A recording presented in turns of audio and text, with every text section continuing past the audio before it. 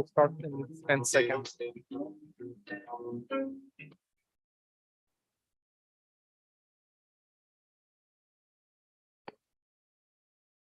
Good evening, everybody. It's Tuesday, July 19, 2022. I'm Vincent Salimi, the mayor of the city of Pinole, and I would like to welcome you to the regular city council meeting. I'm calling it to order. Can you please join me in the Pledge of Allegiance in honor of the U.S. military troop? Thank you. I pledge allegiance to the flag of the United States of America and to the republic for which it stands, one nation, under God, indivisible, with liberty and justice for all.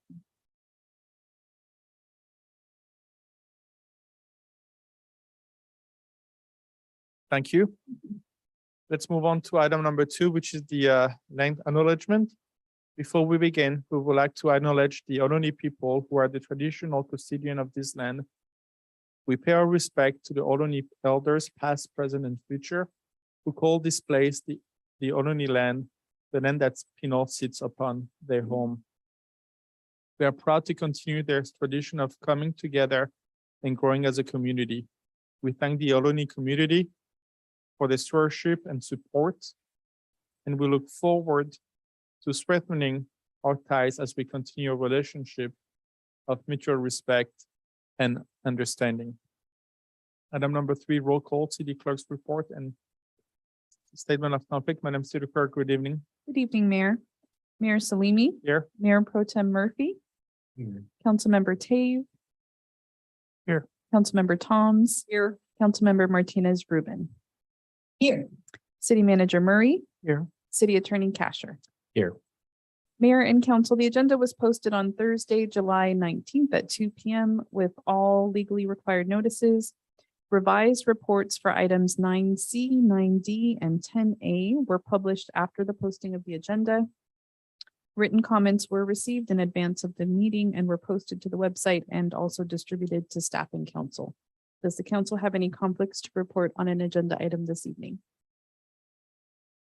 Yes, ma'am. Related to item 9G, I may have, I would have to recuse myself because due to the proximity of my residence to that location. Thank you, Mayor. I've made note of that, and that concludes my report. Thank you, Madam City Clerk. Item number 4, which is convened to a closed session. Tonight, we will have 2 items on the closed session. Item 4A, which will be conference with legal counsel existing litigation. And that will be the City of Long Beach via Montado Company and Al, United States District Courts. And the second item that we would have will be the conference with labor negotiators. That will be the representative, the agency designated representative will be our city manager, Murray, our city attorney, Kasher, the human service director, Shell, employee organization, all the groups, and unrepresented employee, all the employees. Do we have any public comments on that item, Madam City Clerk, please? Yes, we have one, Debbie Long. Good evening, ma'am.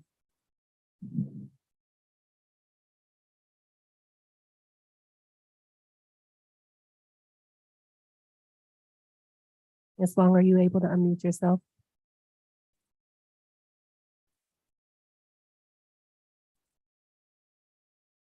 I'm sorry. Can you hear me now? Yes, Loud and go clear. ahead. Okay, good. I was just, had a question on the first item. Is there any way a brief explanation as can be given as to why there is litigation involving the city of Long Beach? By the city attorney, perhaps? That's my question.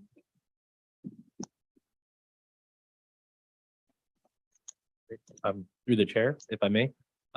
So this item relates to, it's a lawsuit that was filed by the city of Long Beach against Monsanto, and it relates to the presence of PCBs and their kind of their impact on, putting PCBs into the environment. The city of Long Beach is the named party, but it's a class action lawsuit, so it involves and impacts all cities throughout the state of California.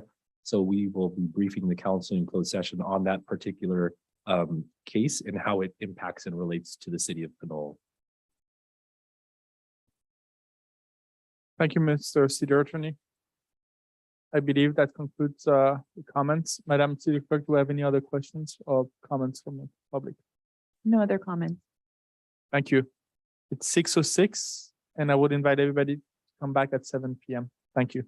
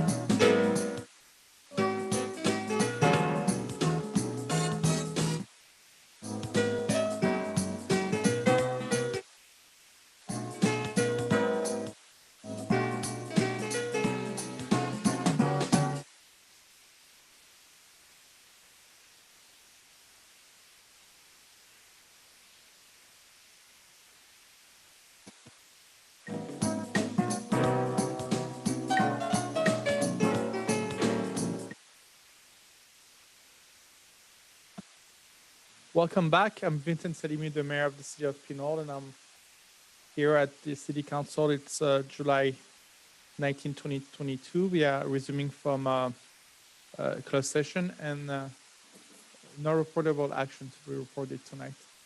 Then we'll move on to item number 5, which is, just did it, I apologize. We'll move on to item number 6, which is citizen to be heard. Madam City Clerk, good evening again. Good evening, Mayor.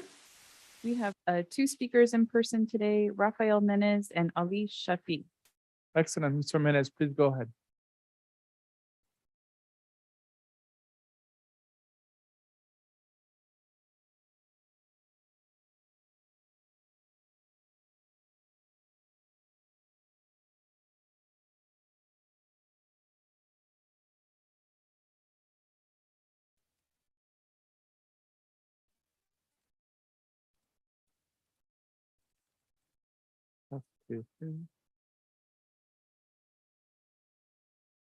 We can hear you. Go ahead.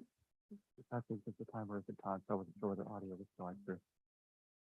So greetings, Mayor, Council, staff, and members of the public. My name is Rafael Menace. I'm a resident of Pinole, and I have two topics I'd like to talk about today. The first one is the one that unfortunately I'm talking about at most of these council meetings, the continued spread of COVID-19 within the city of Pinole. At the moment, according to the county's data, our case rate over the last 14 days per 100,000 is 728, which is slightly lower than the last time I spoke of a topic, but still puts us at 6th highest in the county and is still substantially higher than several other areas. So I'd like to continue to encourage everyone to wear masks indoors, especially in crowded areas like grocery stores, movie theaters, and so on. And secondly, I'd like to talk about a bit more of an abstract topic. A lot of the time, we're focused on the present, what's easy for us to deal with right now, what the challenges we have to face are in the immediate term, the bills we need to pay over the next week or the next month. The challenges we're facing at work, maybe over the course of the year, the taxes that will be due in a given year, the short-term things. And given the challenges that we need to face, especially in times of increasing challenge like we have now with inflation, with COVID, with a potential recession on the horizon, we might wonder, why consider the future? Why should we care about the future? Why not just focus on the present and what we need to do to get by right now because of all the challenges we're facing, especially because of all the challenges we're facing? And I'd argue that it's especially in times like these, in times when we're challenged, in times when our present is difficult, in times when it's easy to forget about the future, to set it aside, that it's important for us to work to protect our future, because we're still going to be in the future later. The choices we make now, the actions we take or don't take, are going to affect how we live in the future. And just because it would be easier to do a certain thing in the present, just because times are hard now in the present, isn't an excuse for us to ignore the future, to forget about it, to set it aside. Because if we do, the future is going to eventually be our present, and then we're going to be even worse off. Remember the future, protect it. Thank you.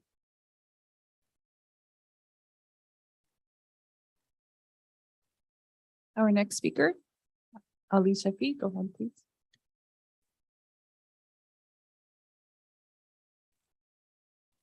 Just for the record, Mr. Chevy sent me some pictures and I forwarded them to you. If you can please read part of the minutes and share it with the rest of the council, I would appreciate it. Thank you.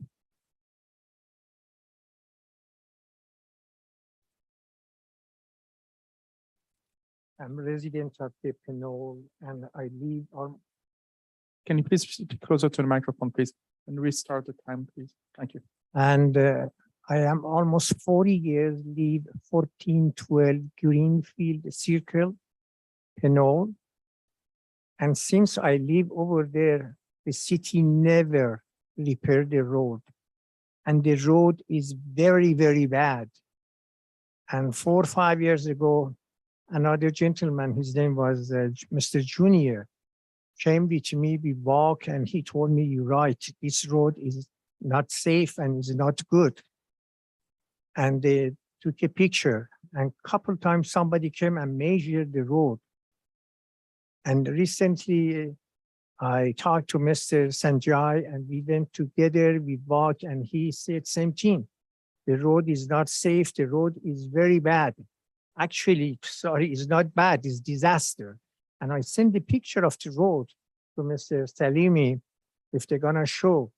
And anytime the last 8 years I come to City Hall, they said, you're right, give us 6 months to 1 year time. We're gonna take care of that. Almost 8 years, anytime I come to City Hall, by 6 months or 1 year, they're gonna fix it. And nothing happened so far. This is my question. So again, what road, what street? 1412 Greenfield Circle, Pinole.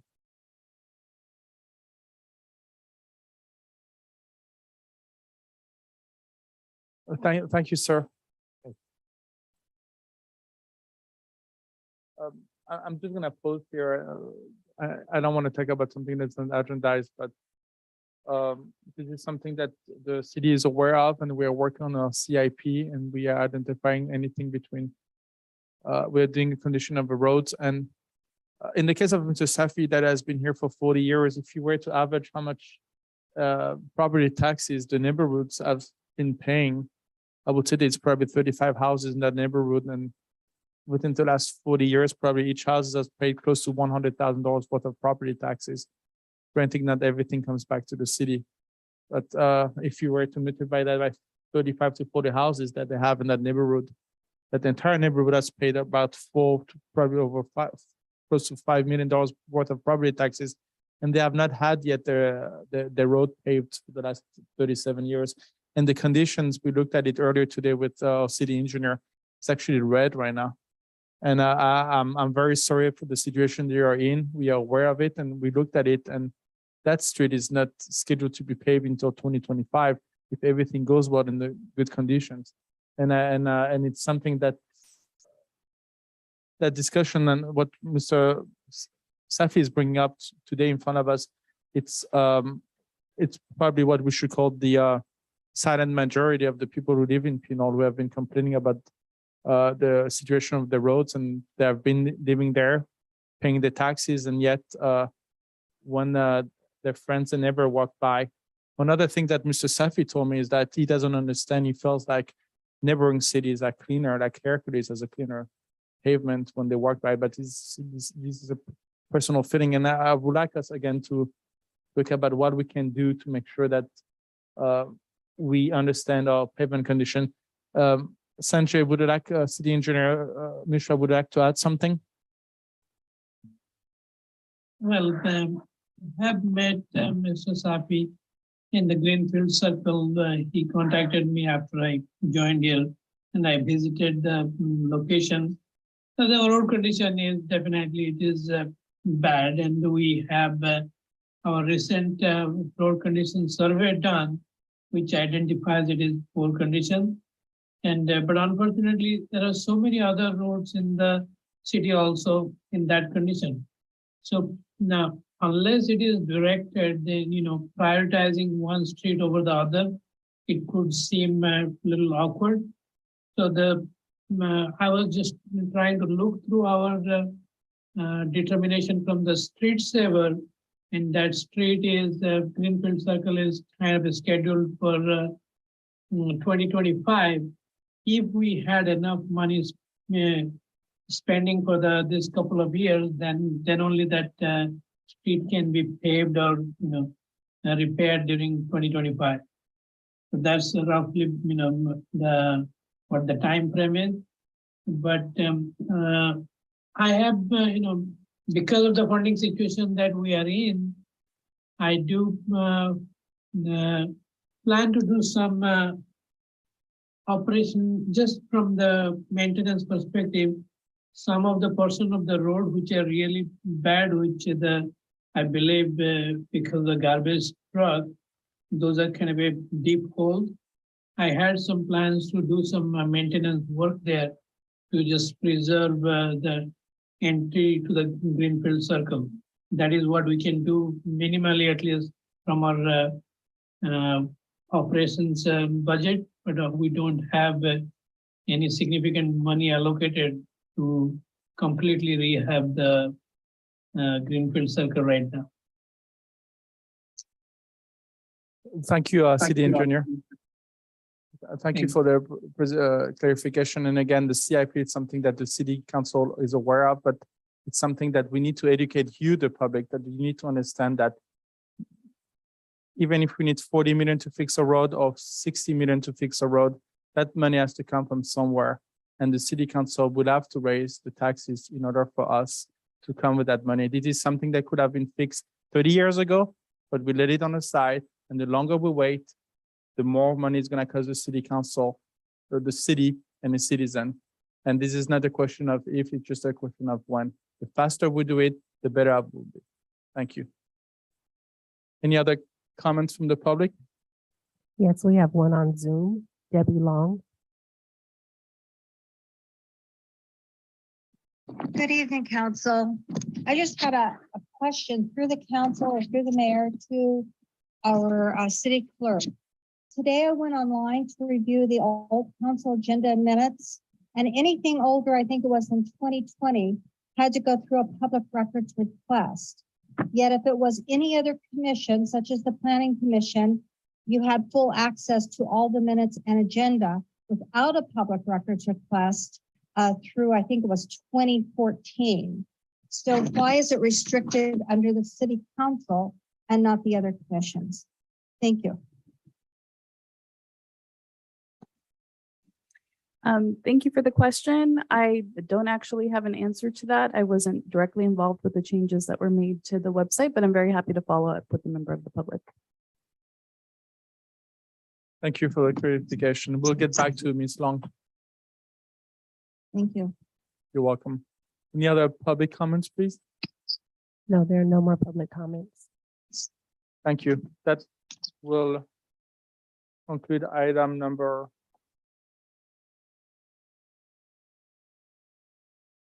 6, which was citizen to be heard, and then we'll move on to the next item, reports and communication. I will start with the mayor's report and announcement. I'd like to first give it back to Councilmember Thomas, who had the sad news to announce. Thank you, Mr. Mayor. I would like to request that we adjourn in memory of a Pinole citizen, Mike Franklin. Mike Franklin was a husband, father, grandfather, Pinole resident, a coach, an umpire, a Pinole Hercules Little League board member, and a Vietnam veteran. He passed away earlier this month at the age of 77. He grew up in El Sobrante and was a 1962 graduate of De Anza High School.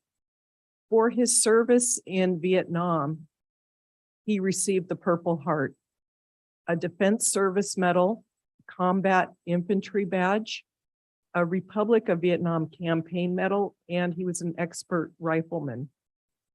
Mike and his wife, Janie, were married 50 years this last November. They have two daughters, Jamie and Dawn, and 2 grandchildren, Dominic and Julia. Mike was a volunteer for Pinole Hercules Little League long after his daughters completed their sports there. That's where I met him during my years at the Little League. He was a coach, umpire, and a board member. He will be missed by his friends, family, and many parents and Little League players that he met along the way. So I'd appreciate an adjournment in his memory. We will, and thank you. And I also unfortunately lost my grandmother, who was 87 years old. She was a very strong woman, like any other woman in this country, but she went through a divorce when she was in her 20s, and that was probably in the 50s, and she had to go through a divorce. And anybody who knows how difficult it would have been for a lady in the 1950s to go through a divorce and being a single mother and raising 4 kids by herself, and She brought up 4 wonderful kids, and I'm one of their grandchildren, and should be missed. I wasn't able, unfortunately, to go back to Paris for funeral. I was here, but what I would like to do is, I would like us to take a moment of silence in the memory of Mr. Mike Franklin and my grandmother. Please, thank you, Soraya Husseini. Thank you.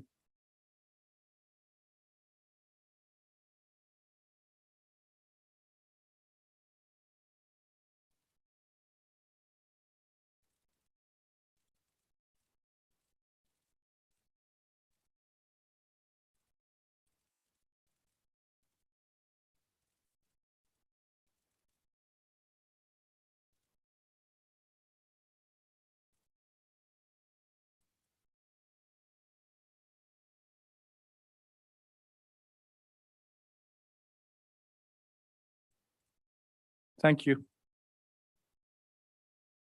And as long as you're willing to remember the people who passed away, they will still be alive. What I always say to everybody. Thank you. I have a few other items that I would like to report. Is had the opportunity to meet with the General Counsel of Ukraine, and I invited him to come to get the proclamation for Ukraine, and he said he will be more than happy to come here in the city. He will be taking it in person. So we have requested the city staff to reach out to him directly. And I also did the same thing with the General Counsel of France. He will be coming in person as well to take that proclamation for Bastille Day. And last week I had the opportunity to meet all those councils, General Counsel from the countries of Italy, Georgia, France, Germany, and Ukraine. And we talked about the economic development here in the county and in Pinole, and they'll be looking forward to invest foreign dollars into our city and in the county. Just a matter of providing them the tools that they need. And the city manager is actually working with me too, looking at what we can do to bring those companies and government here in the county and in Pinole. Let's see.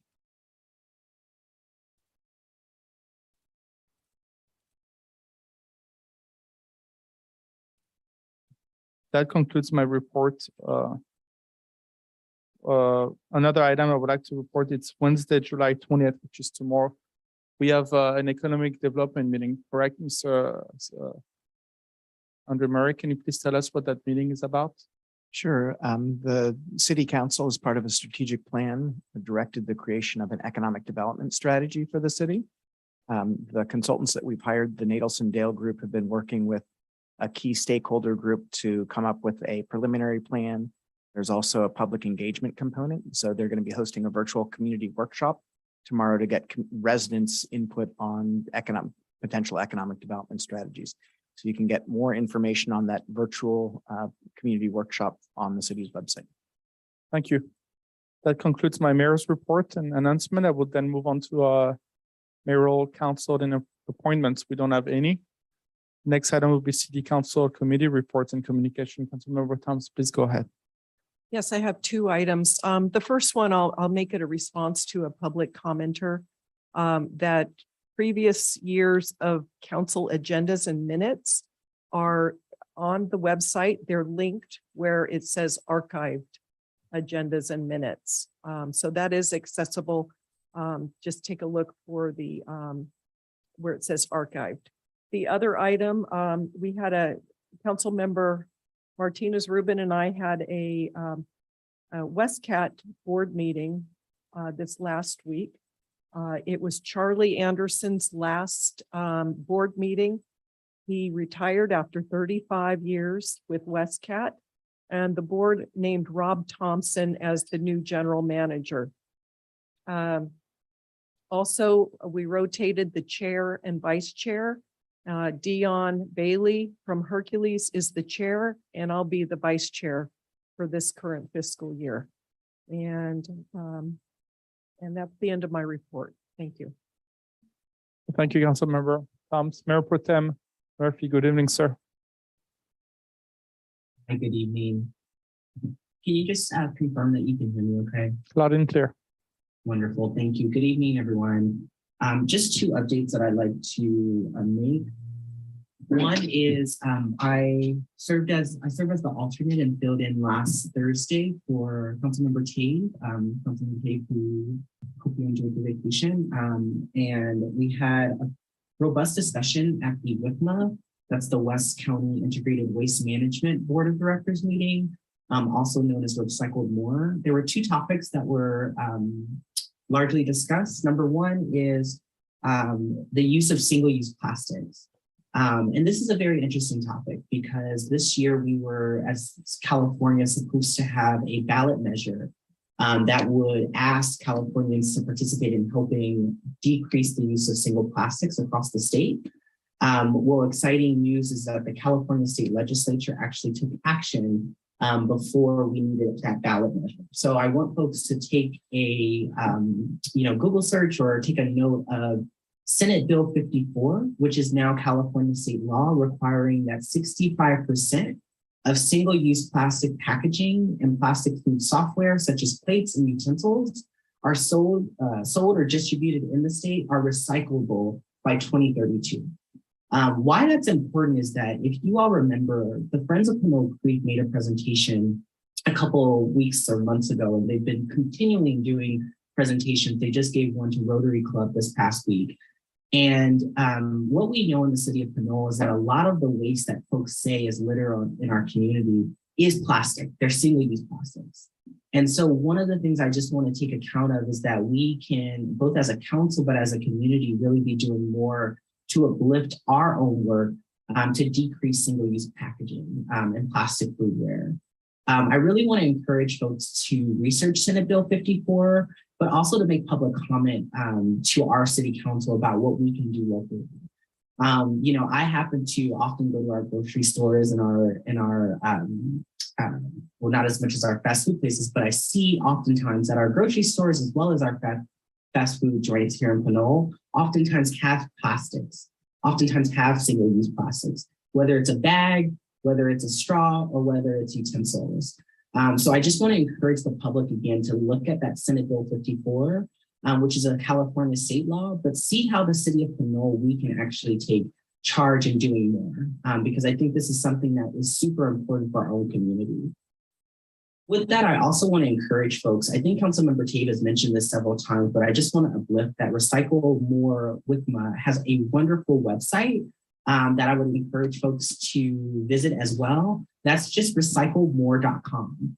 All of the agendas are there. There's a recycling guide, there's resources for residents and businesses, as well as news and information about hazardous waste. And again, that's recyclemore.com. Just want to encourage the public to check that out. Lastly, I just want to invite everyone to our MCE Clean Energy Board meeting, which is happening on Thursday at 7 p.m. It will be virtual, and the information regarding the agenda is available on MCE's website. That's mcecleanenergy.org. So again, we will be having a meeting. It's been about 2 months since we had a board meeting. So if you are interested in making public comment, just like Recycle More WICMA, MCE has public comment periods as well. So again, want to invite the public out to that. So that concludes my report, and thank you so much, Mayor. Thank you, Mayor Pro Tem Murphy. Excellent report. Councilmember Martinez-Ruben informed me that she's having some difficulties. Her report was provided by Councilmember Thompson. She does not have any item for future agenda, but we'll be keeping close contact with Councilmember Martinez-Ruben if she wants to say something. Councilmember Tave, good evening, sir.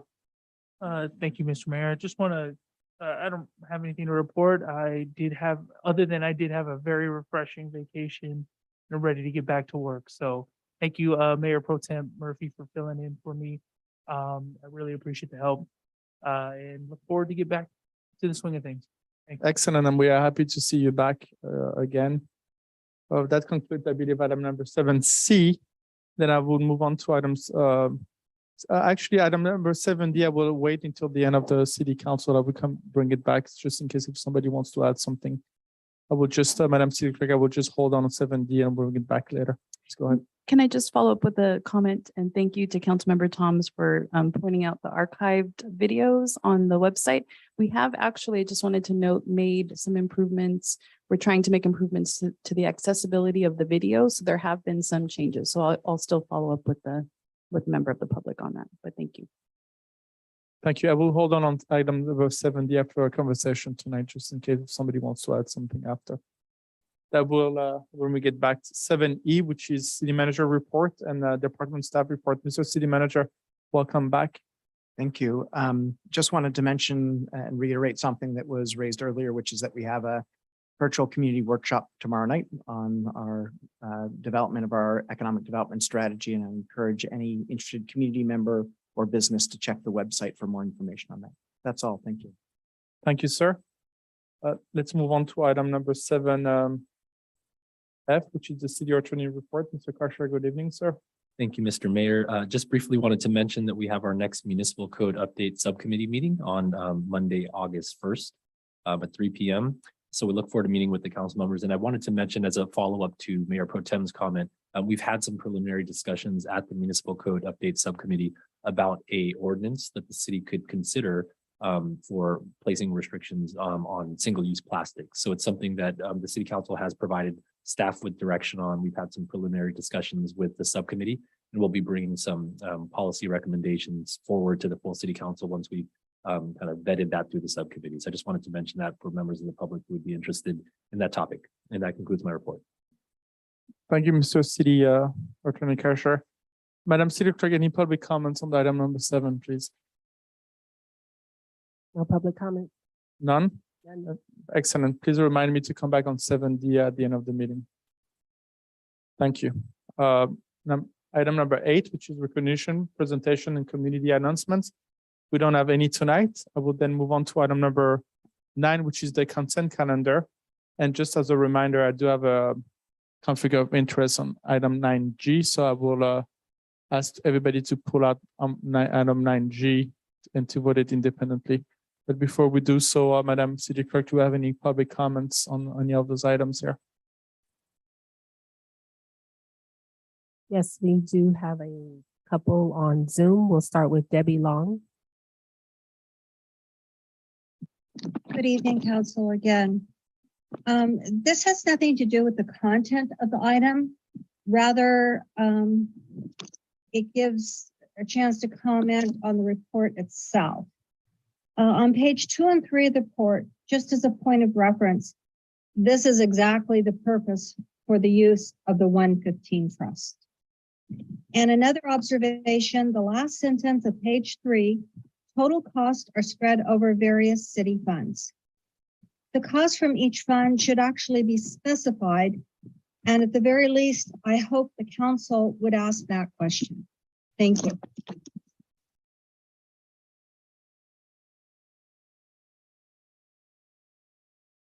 Any other comments, please? Yes, Peter Myers. Hi, my name is Peter Myers. I'm a Cherry Hills resident and a member of the St. Joseph School community. Forgive me for joining in the meeting late and missing the initial public comment, but if you, Mr. Myers, what I will do, if you have public comments, I would come back to you. I will open public comments in a few seconds. This is pertaining to item H on the consent calendar. Excellent. Please reset the time for Mr. Myers and we'll start it again. Sorry to cut you off, sir. I'll be short. You know, the San Pablo Avenue Rehabilitation Project, I haven't had a chance to read the details, but I want to underscore how urgent this is. Today, there was a near fatal accident on Tennant with a hit and run driver, I believe, who's been arrested.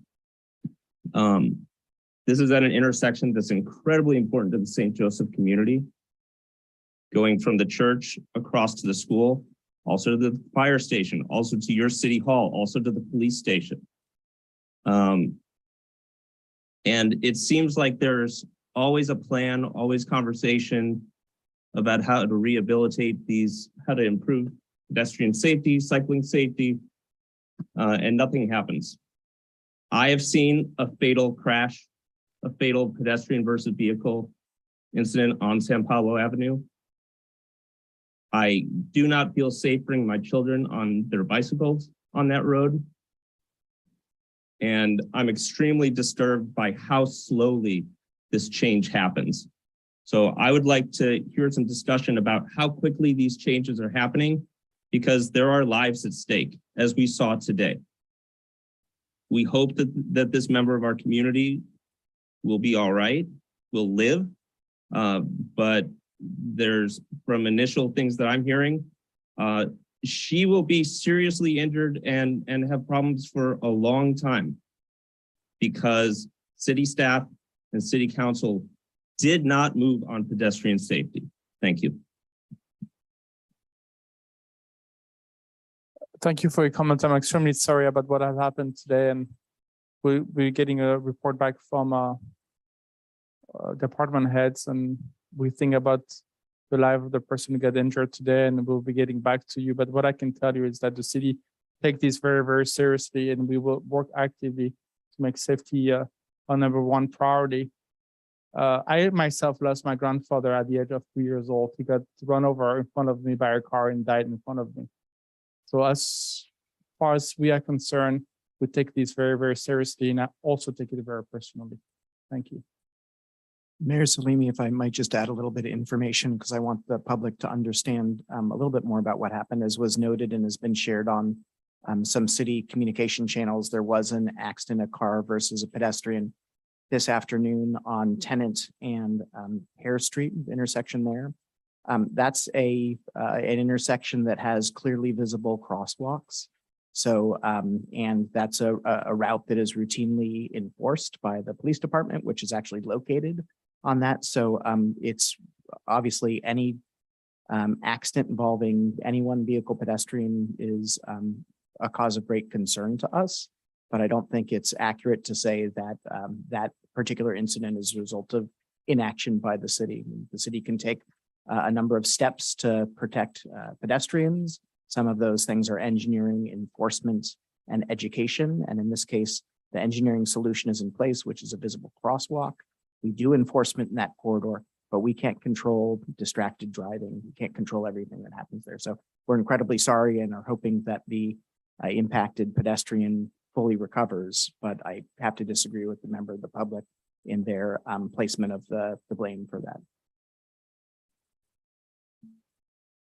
Thank you. I believe also we had a survey done a few months ago related to safety on our website, correct? If I remember correctly. The city is doing all sorts of things and much more that it's done in its longer history to improve pedestrian safety.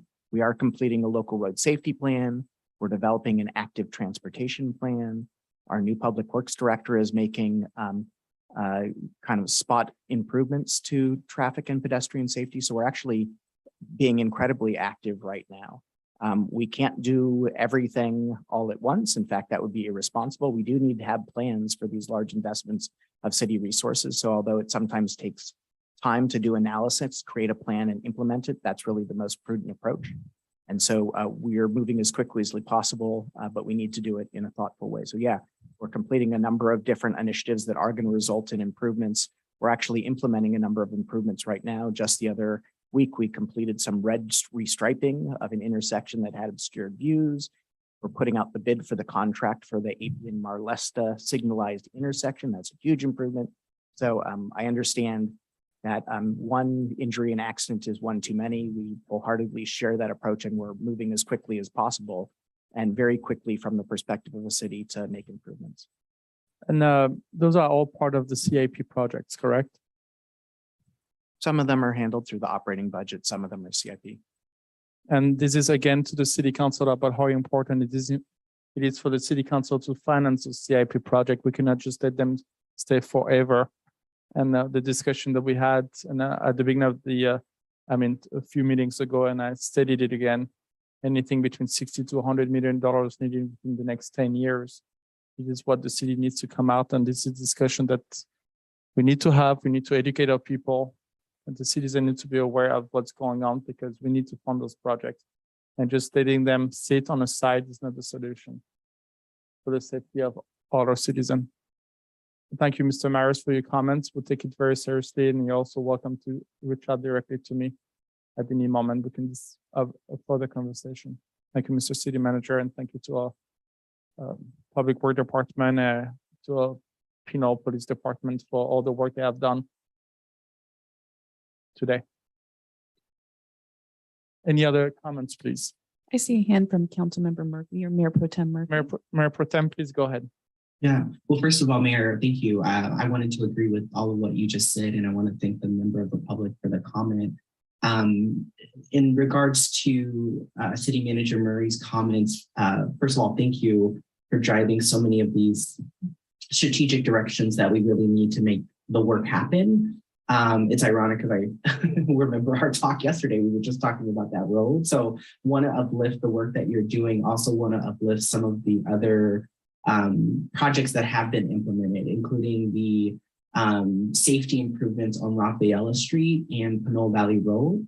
If folks have been there, they know it is very dangerous to turn right or left on that road. So I just wanted to uplift, of course, City Engineer Mishra, but City Manager Murray, thank you for what you're doing to mitigate the ones that we can do as we go.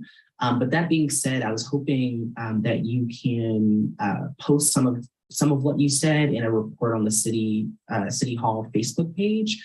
Right now, I think there's a lot of kind of both confusion, but also frustration with this particular issue and such that something happened today. I think what I've seen online, at least, is like pictures of the road closed off. I think it would be helpful to have some of that report on the City Hall Facebook page, just to show what progress and what next steps we are working on.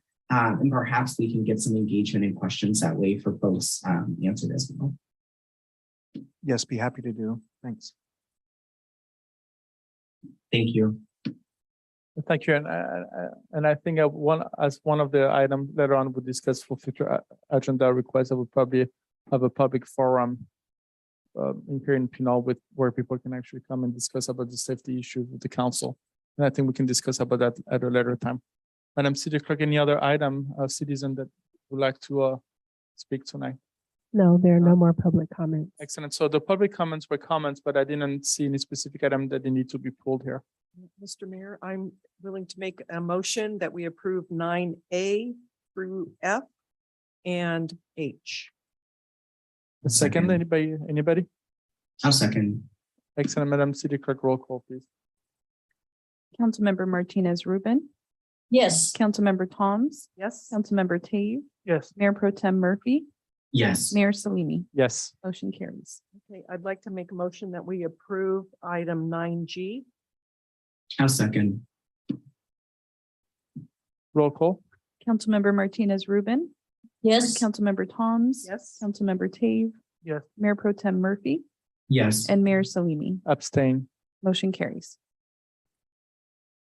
Thank you. That concludes item number 9 on the consent calendar. Then I'll move on to item number 10. And today we do have a public hearing regarding the Pinole Square permit extension, which is also referred to the APN 80 project shopping center. And the action tonight will be to conduct a public hearing and adopt a resolution per staff recommendation. And we have Director Enham tonight with us who would like to make a presentation. Good evening, David. Thank you, Mr. Mayor. So again, just going to give you some background on the project. The Pinole Square project was adopted by the City Council in June 16th of 2020 and approved resolutions 2050 through 2057, as well as a set of conditions of approval, which I know the City Council received an updated version of those tonight. So we'll be working off of those. Again, in your report, you see a certain location of the plan. Basically, it's the existing Safeway Center, which is basically being totally revamped into a new updated center, which is similar to the floor plan, which is approved, which is seen as figure 2 in the plan. So the request, the specific plan amendment to allow the gas station for the CMU zone district, that was one of the City Council requirements as part of the entitlements. City Council reviewed and approved all the project entitlements on June 16th, 2020. which establishes resolutions 2048 through 2057. And you approved a negative declaration for the environmental clearance. Basically, the Pinole Shopping Center has been a part of the city for Pinole for decades. The center provides service businesses essential to the city of Pinole. The unincorporated Terra Hills community, regional communities, and of course, due to the proximity of Interstate 80, it also has a regional component as well.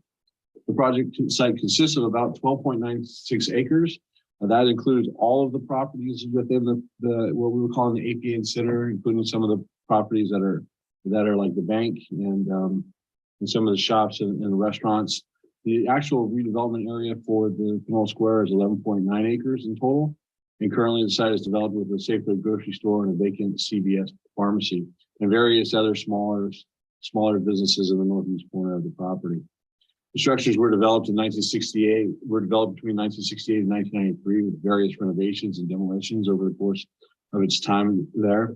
The project has a general plan land use designation of subservice area and a 3-corridor specific land use designation of SSA, AP and Way corridor, and a zoning designation of commercial mixed use with a high density residential overlay. Tonight, the applicant is proposing to redevelop the property into a more modern facility that will create more of a destination for the community. The project will add new architectural themes, new landscape plan, and parking plan. It will construct a new Safeway grocery facility. Will provide more diverse shopping experience. In table 1, it shows basically what was approved as part of the project. So as you can see, the Safeway, the junior anchor, totaling about 169 square feet. It's approximately 12 to 15,000 bigger than the existing center. And it will have what we call it, the shops.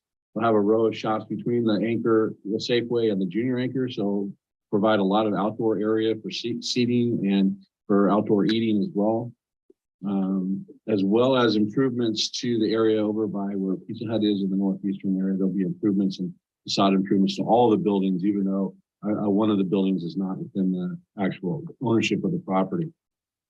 So kind of to summarize the project that you entitled, the environmental review, which was resolution 2048, the specific plan amendment, which approved amendment to conditionally allow the gas station use in the CMU zone district. The design review for the entire center with resolution 2050, the new Safeway gas station and kiosks, which also you approved the alcohol sales for the gas station and the kiosk, as well as outdoor merchandise sale and variances for the block wall and the fuel station itself. And those are reflected in the resolutions accordingly.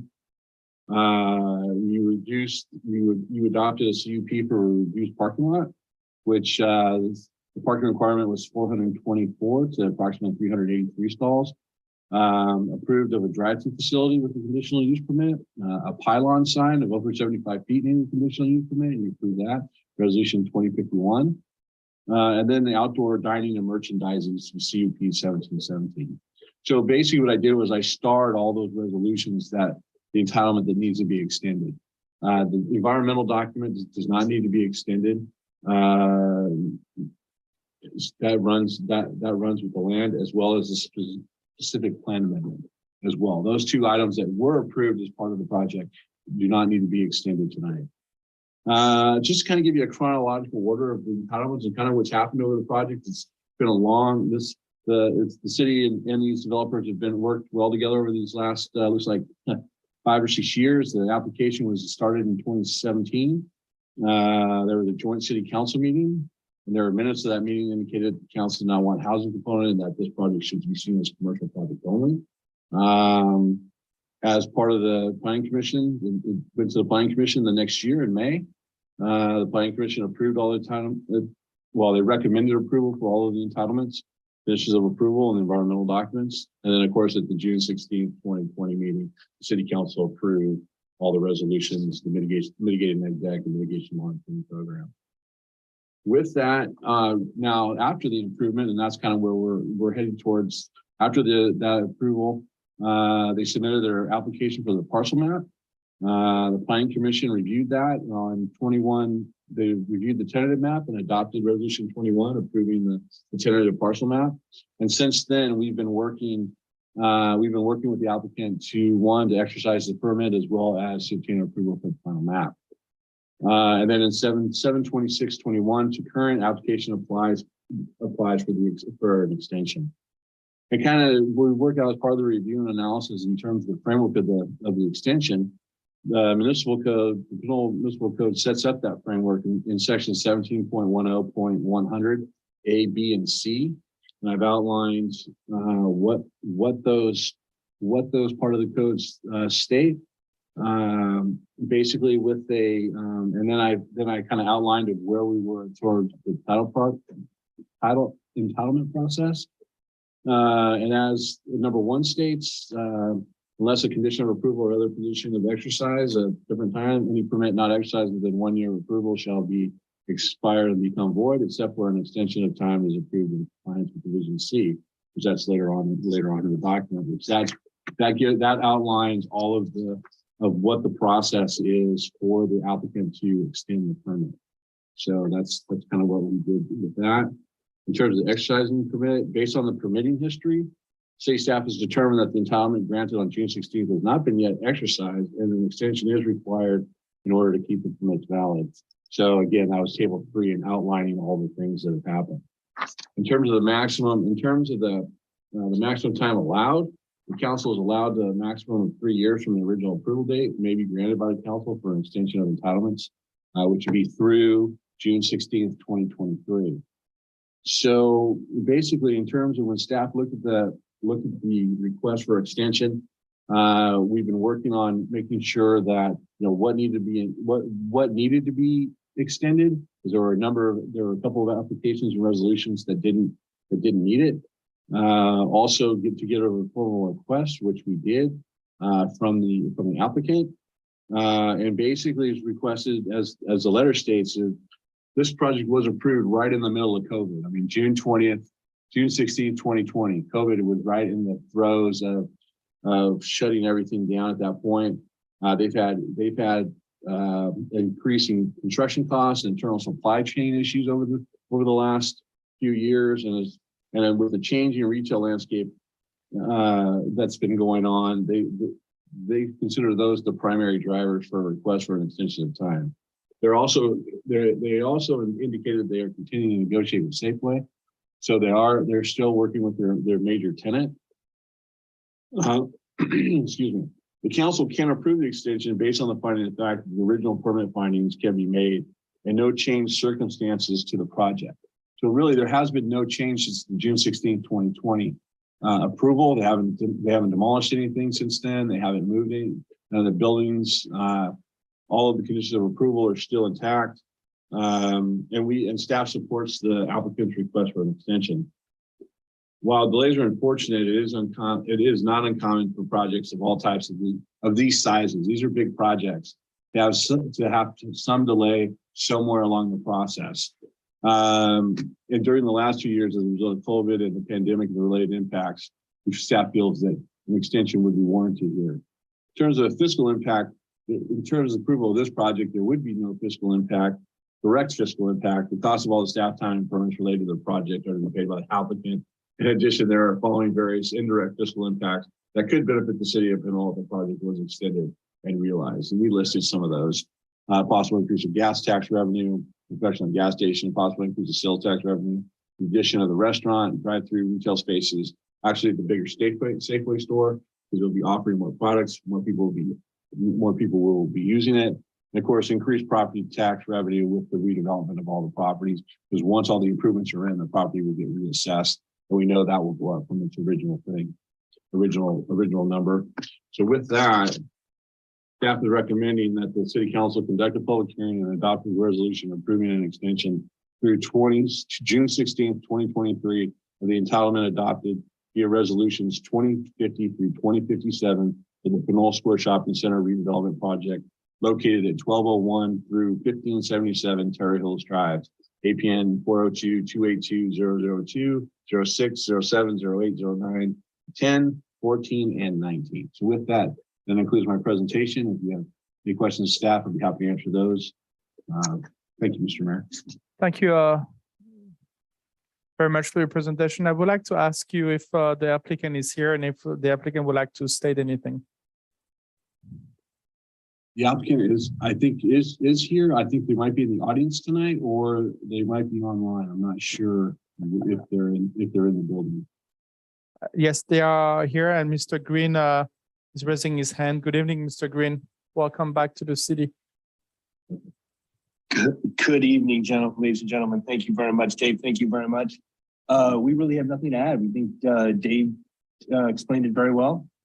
COVID has had a massive impact, and we just need more time. Thank you, sir, and thank you for your business in the city of Pinole. Then what I will do, I will turn it back to the public first, and I will turn it back to the city council for question and discussions. Okay, we have actually three virtual comments. We'll start with Debbie Long. Good evening again, and thank you, Mr. Hanahan, for a very complete report. I think you answered many of my questions, and you may have answered this one. I'm not sure. Let's see. If in receiving the extension, would Safeway be eligible for new entitlements based upon new laws if they should occur during that 1-year period? And then this is also a question for Mr. Green, is that I've noticed that there's a lot of RVs parked in the back of Safeway, as well as cars that give the appearance that people are actually living out of them. Do you have any comments regarding that, or do you know anything about that? And that's the extent of my comments. Thank you. Do you want to go first? Or you want me to go first? I'll just go ahead. I'll go. In terms of any state law, if there are new state laws that come into effect, then yes, then there will be, they would have to do those, but that would be all incorporated in their plans as they submit, whether it's drainage requirements or water sewer requirements or those types of things. In regards to uses of the building, all of those uses would come in separately, so we would then review those projects on an individual basis, whether they use the shop center, because basically this project is building the shells for those end users. Safeway is the big end user, but all the other end users for the shop, with the shops in the middle, the junior anchor, the potential restaurant facility on the drive pad. So in terms of that, that's how we would handle that if there are additional laws. I'm sorry, Lily. Yeah. So sorry, Todd. If Mr. Mayor, can I please add to that as well? And I think the commenter mentioned entitlement. So I wanted to just clear up that the entitlements would stand as if the council chose to extend this permit, the project as entitled would stand. If there are changes in code requirements, building code requirements that occur in the meantime while the applicant is preparing construction drawings and submitting those, they would have to comply with those new laws. And then with regards to the code enforcement issue or the issue the commenter raised about the RVs and then the large commercial vehicles, Dave, can you jump in real quick because you received an update from code enforcement this afternoon that I wasn't privy to, so if you could update on that process. Thanks, Lily. I spoke with the code enforcement officer.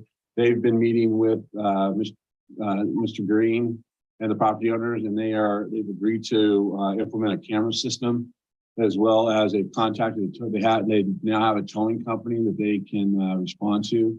So the camera section hasn't been implemented yet, but they're in the process of getting that signed up. So our code enforcement officer will be still working with them here to get all of that signed up and getting those vehicles moved that are needed to be moved. So. Thank you. So both Mr. Green, I think the answer was provided by city staff. If you would like to add something, just go ahead. the city staff did a fantastic job. They have the whole process. I've got nothing to add. Thank you, Mr. Green. Then I will move on to the next public comment, please. We will go with the caller last four numbers 5748. Please identify yourself and city of residence.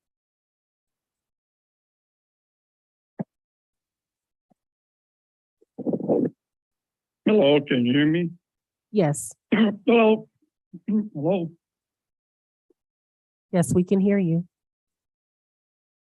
Yes, I'm a longtime resident, taxpayer, citizen of Pinole. Senior citizen, I may add, and I frequent that Safeway store as well as the Hercules Safeway store. And it's a crying shame that the city of Pinole and the city council, the staff, Safeway Albertsons Corporation, and the landlord there let this go on as long as it has, because there have been multiple requests for extensions. There's total disregard for public health and safety. We had to, my friends and people that shop there had to request several times to the Safeway managers there and the landlord to fix the parking lot lights, just like we did for the safety issue at the Pinole Bowling Alley several times. They got the lights fixed, but because of partially the riprap, maybe that it's attracting that big empty lot there from the car wash and the auto store that's demolished, an antique store. There's homeless people there. There's empty trucks and trailers, truckers parked there, campers parked there, and you can ask the security guard. There's an average of half a dozen shoplifting incidents a day in that store, if not more, he said, but he can't do anything. So people fear their lives to go in there. But I would ask the city council, are there any fines levied against Safeway or the landlord for asking for all of these extensions? And Safeway, Albertsons told us at one time, it wasn't a problem at the beginning of COVID that the build out would be done at the same time or shortly after the Hercules build out. As a result, we're giving all our tax dollars to the Safeway Hercules and their gas station location out there, and we're losing business and tax dollars to the city of Hercules. And I think they should go back, revisit it, ask Safeway, Albertsons, the city council, and the landlord to do a formal traffic study there with the onset of the new build out at the old doctor's hospital location there and Collins School, and problems with the health and safety of pedestrians and drivers on that major Appian Way, Tower Hills corridor, which Mr. Curran, Dave Curran did request formally and informally at the Planning Commission meeting, but it went nowhere with the City Council or the Planning Commission to get a formal traffic study done there. So I would suggest we have another year extension, that we go back and ask somebody to do a traffic study there rather than burn dollars paying for the Faria House or, you know, $50,000 to $75,000 for fireworks shows and other things. We don't have money. We're talking about the future of our city and the people that live in and around Tower Hills and then shop in that area and will be going to the gas station as well. Thank you.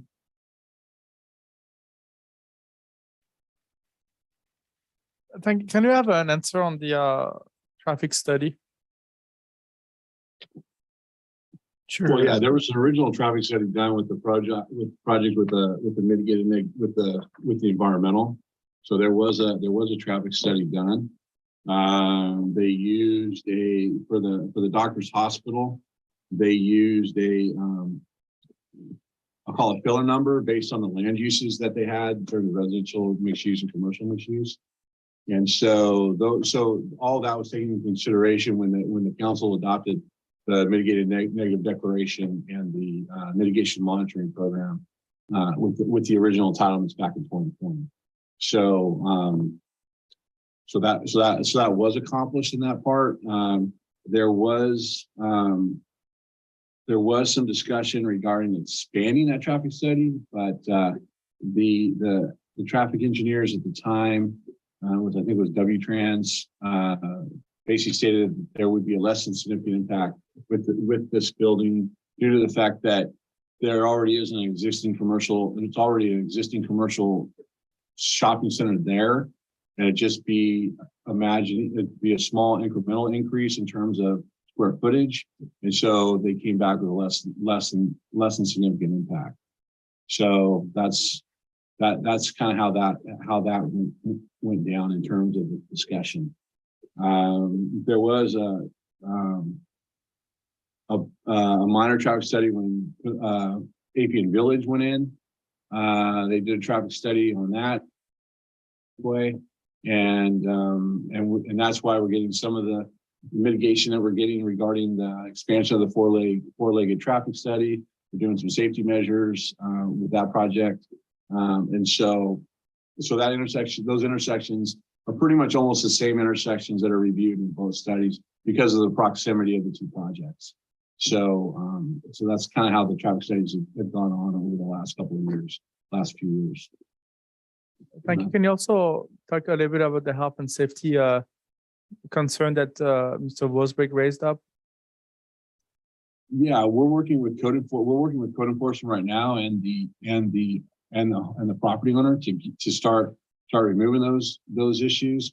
There's also conditions of approval as part of the entitlement that covers graffiti and vandalism, and as well as keeping the site in good order. So we have a number of different tools that we're using to help hopefully be able to clean that situation up. Mr. Mayor, if I could just add about the code enforcement issue, the city has been working with the property owner for a number of months to arrive to the point where we are right now and develop a solution that they're going to implement. And we hope that it is quick to resolve the issues on the site. Thank you. I also would like to add about the city of Hercules that they are a sister city and we work together, and what is good for the city of Hercules is good for the city of Pinole. And at the same time, what is good for the city of Pinole is also good for the city of Hercules. As a matter of fact, a lot of people from the city of Hercules come and spend the tax dollar here in the city of Pinole. So we as a region can go stronger if we work all together. And finally, as a mayor, I would like to restate that we are here. We are pro-business. We welcome everybody to spend their money here in the city of Pinole, and we'll do everything it takes to keep our business partners here in the city. And I am not for fines. I am here for you to spend and develop the city so that those citizens can benefit from your labor. Thank you. Any other members of the public would like to make a comment, please? Yes, Peter Myers. Good evening, sir. Hi, thank you again. And the emotions were a little less immediate and a little less raw on this one, but I still wanted to comment in. This is my neighborhood Safeway, and I'm glad that improvements will eventually come. Like many of you, I thought they were coming 3 years ago, but better late than never. But the delay, it does seem to me that the delay opens up a possibility for some real changes, not to throw the baby out with the bathwater, but this plan came to the council in 2017, and our needs were incredibly different in 2017 as a city, as a state, as a country, as a planet. We don't need another gas station. We need housing. It seems to me that if the developer is taken 4.5 years so far, back when, I'm not sure the exact number, but I think half of the council and a great deal of city staff did not consider this in 2017. They weren't on the council. They weren't in the positions that they hold. I want to implore the council members and staff to put your own stamp on this. Last year, I presented as a representative of the ZEV 2030 organization, where this council voted unanimously that they support a 2030 mandate of ending the sale of new internal combustion engine cars. So if you support the state phasing out gas-powered cars 6 years from when this project will finally be completed, then why put a gas station in? It doesn't make it doesn't make any logical sense other than immediate money. And, you know, we know how the temptation of fast cash has helped the environment in the last 100 years. It doesn't, I just want to remind the council that they don't need to approve every part of this. I understand that it's coming to the council probably to be rubber stamped today, but there is an opportunity to deny another gas station permit. Other cities in California, other cities in the Bay Area have done that with Safeway fighting them. And I want to offer the council an opportunity to do the same thing.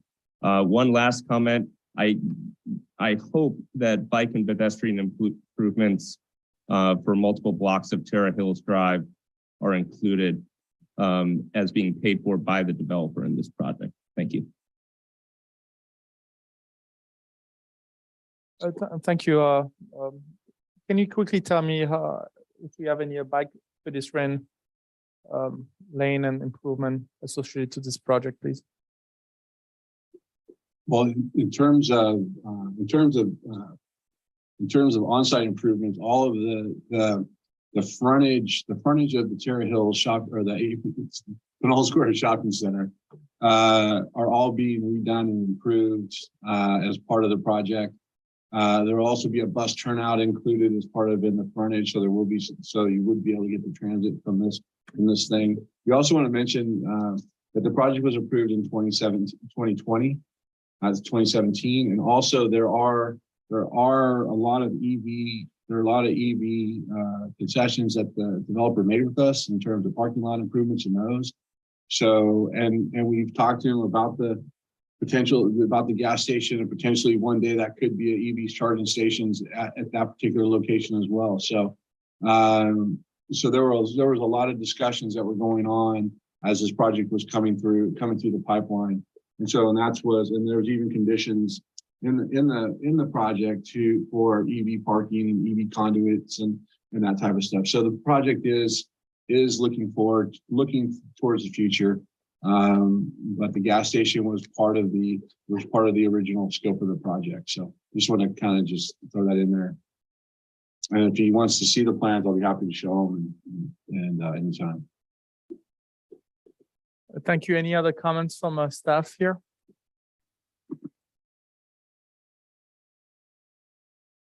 Excellent. And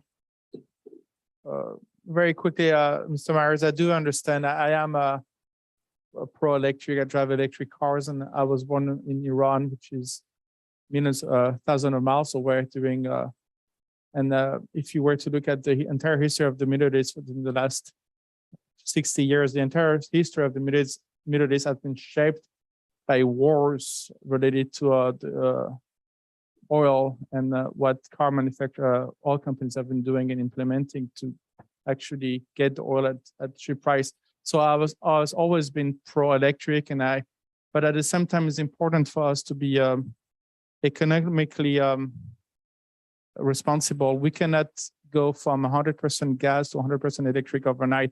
We do have to help our economy. We do have to help our American companies to see that transition, and the transition needs to happen over a period of time. We cannot just go blank overnight. And I believe Elon Musk said that even if we were to have 100% of electric cars as soon as 2030, the transition going fully electric will still take another 20 to 30 years because cars will be still driving. Yes, we are pro-electric, but we also have to be responsible. We have to make financial decisions that makes our cities survive during that transition period.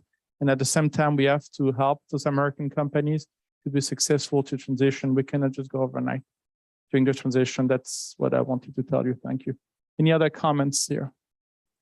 There are no more public comments.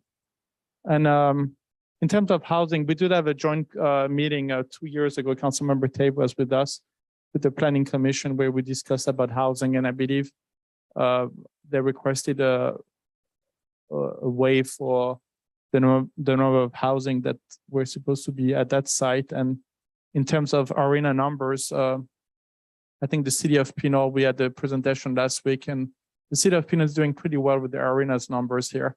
Dave, I do remember we had the discussion last week. How well are we doing with the arenas numbers compared to where we should be? We're doing very well. And we kind of give you a little more discussion on that, on the housing, because that came up a lot in the planning commission meeting. It came up a lot in the city council meeting. As the council may remember, our arena number was 297. And they're based on our surplus, or based on our percentage of overage, we basically had enough housing for about 400 at that particular time, about 430, 450 units. And so 125 units was basically absorbed into that extra housing, or the percentage overage. And so it didn't really affect our 297 number, but it did affect our overage number.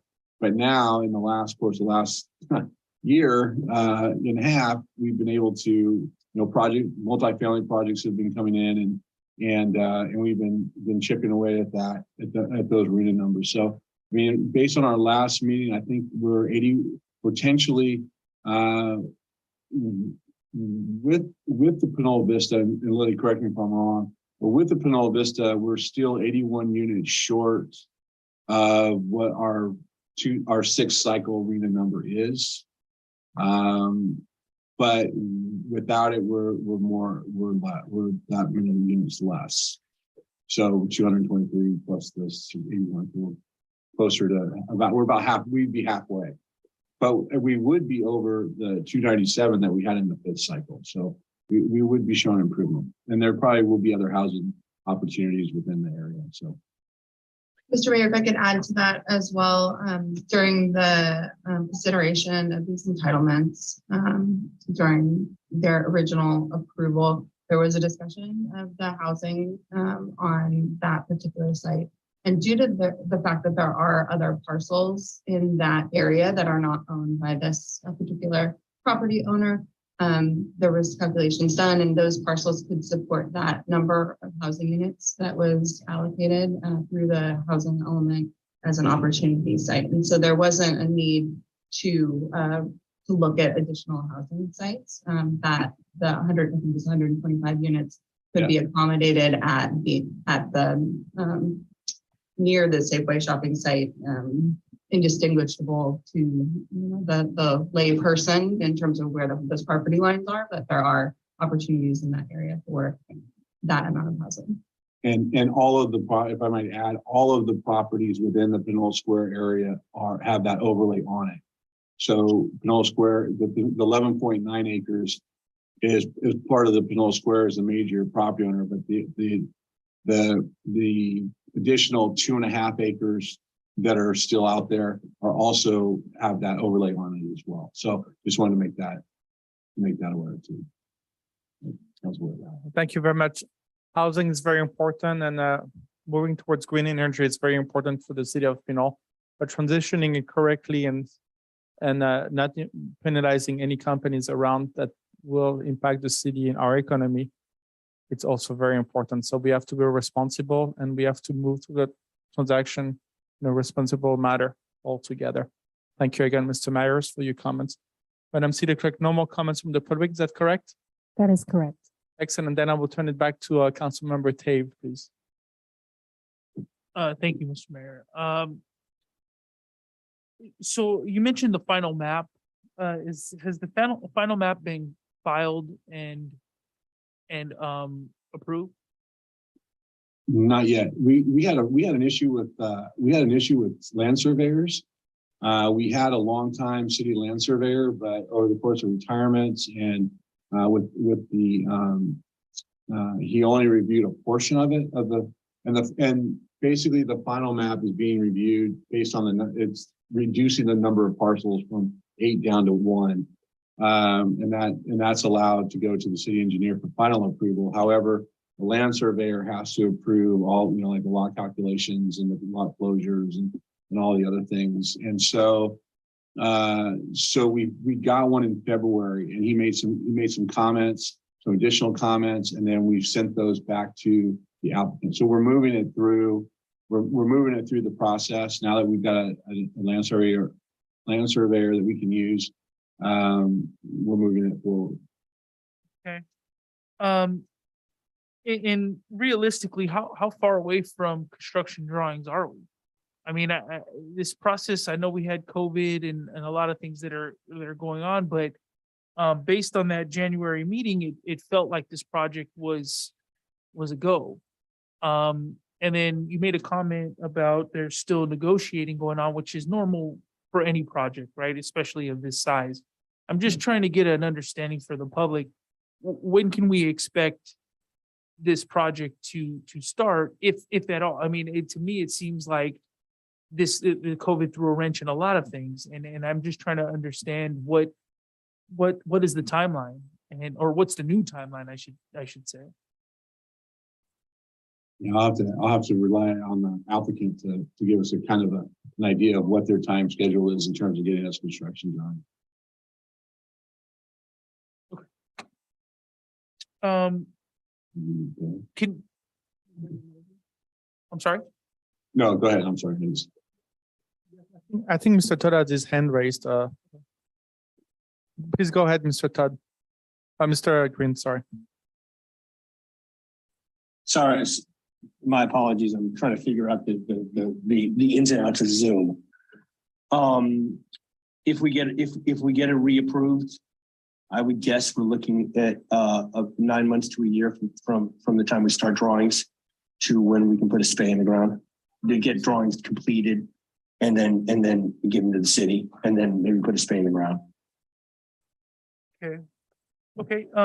And so I guess within that year period, what are some realistic milestones that we can expect?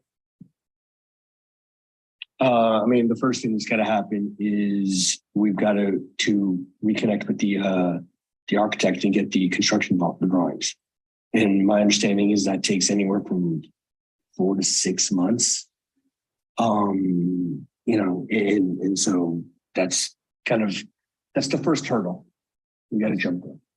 I see. Okay. And in that time until now, you know, it's mentioning in our code that there has to be findings that there's been progress. And I guess, Dave, what to your satisfaction, has there been progress moving forward? I know that we're in some unprecedented times, but I'm trying to understand what would that criteria be during that time? I mean, from this time moving forward, or from the going backwards? Because I mean, the map was really the only item that came forward after the entitlement. Now the map could have been done a number of different times. It could have been done before or after, but it just that's the only action that has taken place. The demolitions of the buildings that were done well before the entitlements were done. And so we really can't count that. Okay. But let me just add this, item 3, section 4, item 3, permit extension findings. The extension may be granted only when the designated approving authority finds that the original permit findings can be made and there are no changed circumstances, or there has been diligent pursuit to exercise the permit that warrants such an extension. I'm trying to kind of get us into that paragraph as to what are those findings, and get council to understand that part, or at least myself to understand that part.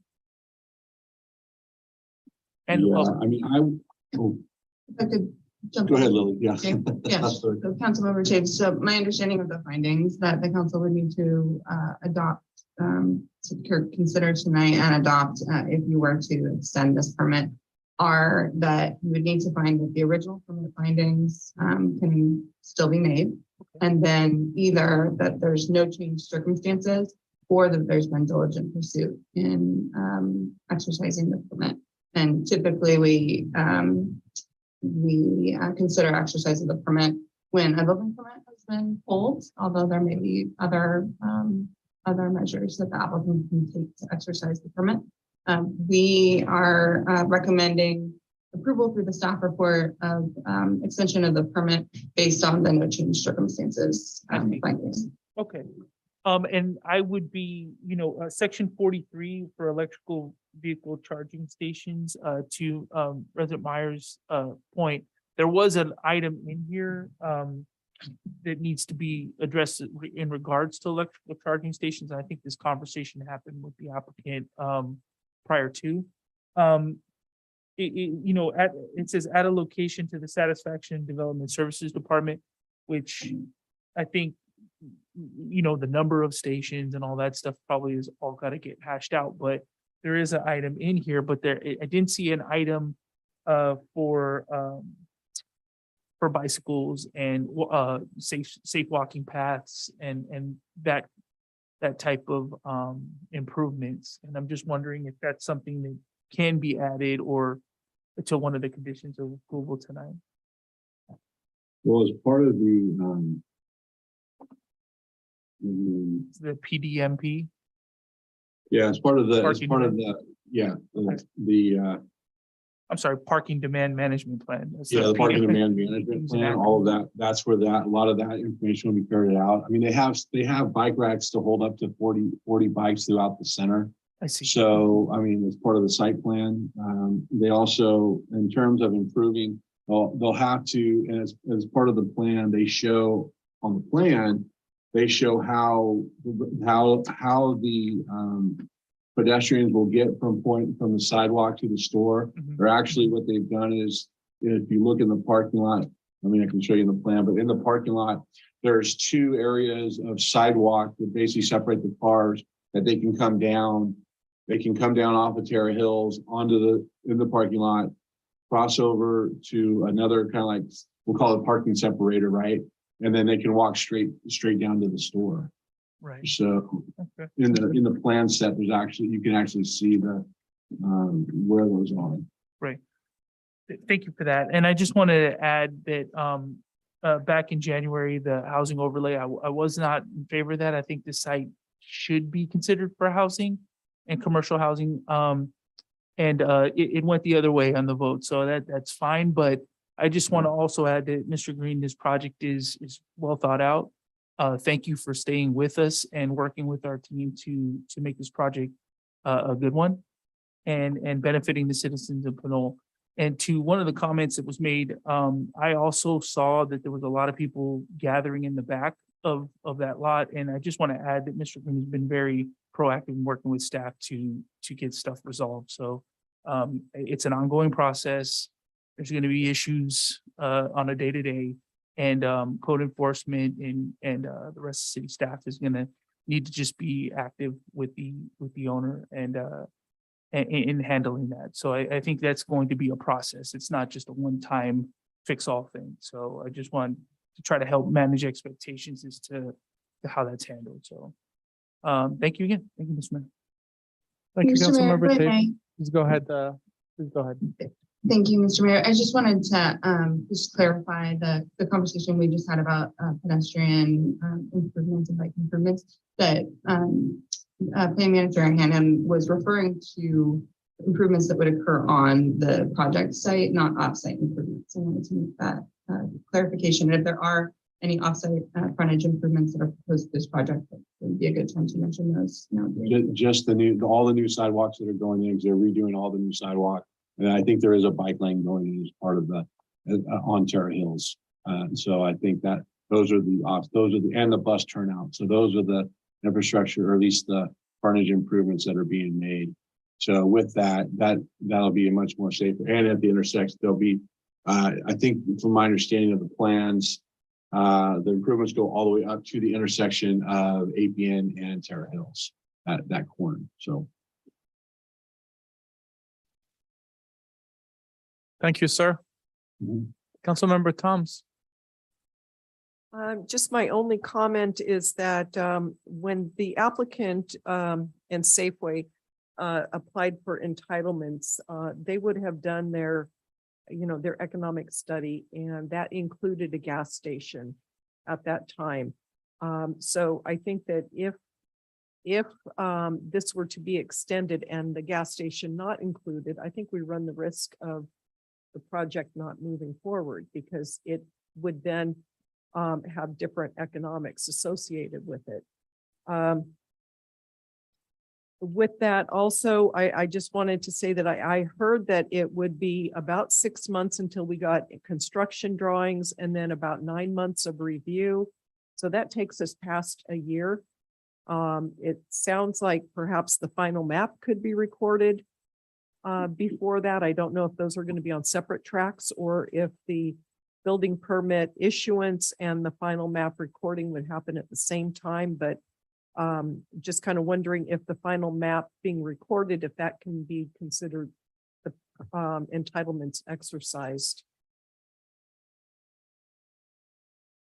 Yeah, the map is definitely on a faster pace than the improvement plans. And hopefully we can get that recorded here within the next few months. But there's some changes I'm still waiting for. But in terms of, I don't know if that exercises permit per se. I don't know if that triggers it, if there's a recording on the property. I'm not quite sure if we don't need some type of concrete, more of a concrete in the ground, some type of permit, demo, grading, something of that regard, building permit, something like that, which we would need plans for to review. And I mean, they would all be included as part of the building permit set. So, I mean, with grading and all that. So, I mean, we definitely would want the whole package for building, grading, drainage. So. Thank you. Councilmember Thompson, if I could add to that as well, without a bright line, like a building permit issuance being the trigger to exercise the permit, it is somewhat subjective. The municipal code does indicate that the exercise of the permit occurs when property owner has performed substantial work and incurred substantial liabilities in good faith reliance upon such permit. A permit may be otherwise exercised pursuant to a condition of the permit or corresponding legal agreement that specifies other substantial efforts or expenditures that constitute the exercise of the permit. So I believe, and perhaps City Attorney Casher could correct me if I'm wrong, that the council could impose an additional condition this evening that would indicate when the permit is exercised. That's correct. Thank you. Any other questions or comments? No. Okay. Thank you, Councilmember Thomas. Mayor Pro Tem Murphy, good evening, sir, again. Hi, good evening. I do have a few questions, and I feel like some of these are probably legal, some of these are relevant to the project. First and foremost, Mr. Hannon, you mentioned the concessions for EVs. Can you talk a little bit about what those concessions were and how, if this is approved, if the entitlements are extended, the public would benefit from those concessions? Yeah, I mean, I'll answer that question first. When we were having discussions with Todd and his group, there was, at the time, they didn't have anything outlined for EV. And so when we were talking about, we're going to need something for EV, they were looking at, the city was looking at adding anywhere between 16 to 24 spots. And so at the time, and Todd, you can correct me if I'm wrong, they were looking at, 12 to 16 or, into that number. We were looking for a little more than they were. So that was something that we wanted to work with them on because of the improvements they would have to make to their lot. As part of the plan. And so those were that's what we were talking about in terms, there will be electric charging stations in the center. It's just a matter of how many and where they're located. Those are the two main things. So how many charging stations do we have a commitment for? I'll ask Todd. I mean, I thought the number was somewhere between 16 and 20 when we last communicated this, but I'm gonna put you on the spot, Todd. Dave, I don't recall. That sounds like it's in the right ballpark. And we were just trying to figure out whether they were better off congregated in one area or spread out, but throughout the parking lot. But that sounds about right. What was that number? Can you clarify? 16 to 20. 16 to 20. Okay. Is that written down in the? No, but it's part of the condition of approval that we've got to do that, and it's also it's prior to the issuance of any construction permit. But we've got to decide on that before they even get a building permit or anything of that nature. So is there a way we can include a minimum in the conditions of approval? A minimum? I would say, yeah, I mean, based on what we just talked about with Lily, I mean, Eric, would we be able to do that? So currently the Exhibit A, there is a condition of approval for electric vehicle charging stations. It is broad. It just says that the applicant shall include electric vehicle charging stations at a location to the satisfaction of the Development Services Department. If we want to add some specificity to that, we could. I mean, these are the conditions that are being extended here. There might be some benefit to having a broad description, and you know, if there are changing circumstances, but it's something that we could add. The condition already exists, so it would just be adding some level of specificity to that condition. Yeah, and to clarify, I guess I should ask city. This is why I thought it was more legal. But city attorney Casher, is it prudent for us to add a minimum? I'm fine with us going above and beyond, given this council's direction on the 2030 resolution, as well as our focus around climate action. But having a minimum at this point would be, I think, a good commitment, given some of the other concerns, which I'll bring up in my questions. Is it possible for us to add a minimum? Through the chair, it's something that we can, again, I think going back to Councilmember Tom's point, I think these conditions have been pretty significantly discussed and vetted, and kind of the financials around it have been kind of discussed with the developer. So I don't know to what extent that might change the proposal, but it's certainly something that the council can discuss and provide direction on. Lily and David can expand on that if they'd like to.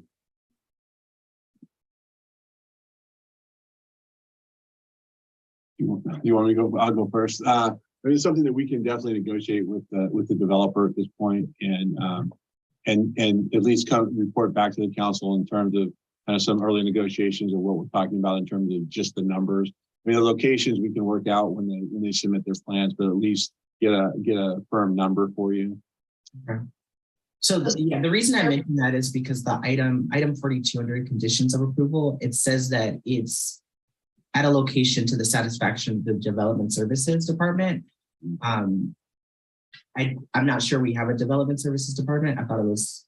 Well, in 2017 or 2020, we weren't broken up yet, so we were still all one department. So this would be between community development and public works. I mean, the two departments would get together and mainly there were some now that the discussion is coming back to me, based on where they would need to put their transformers and all that, they didn't really, that was another part of where some of these spots would go.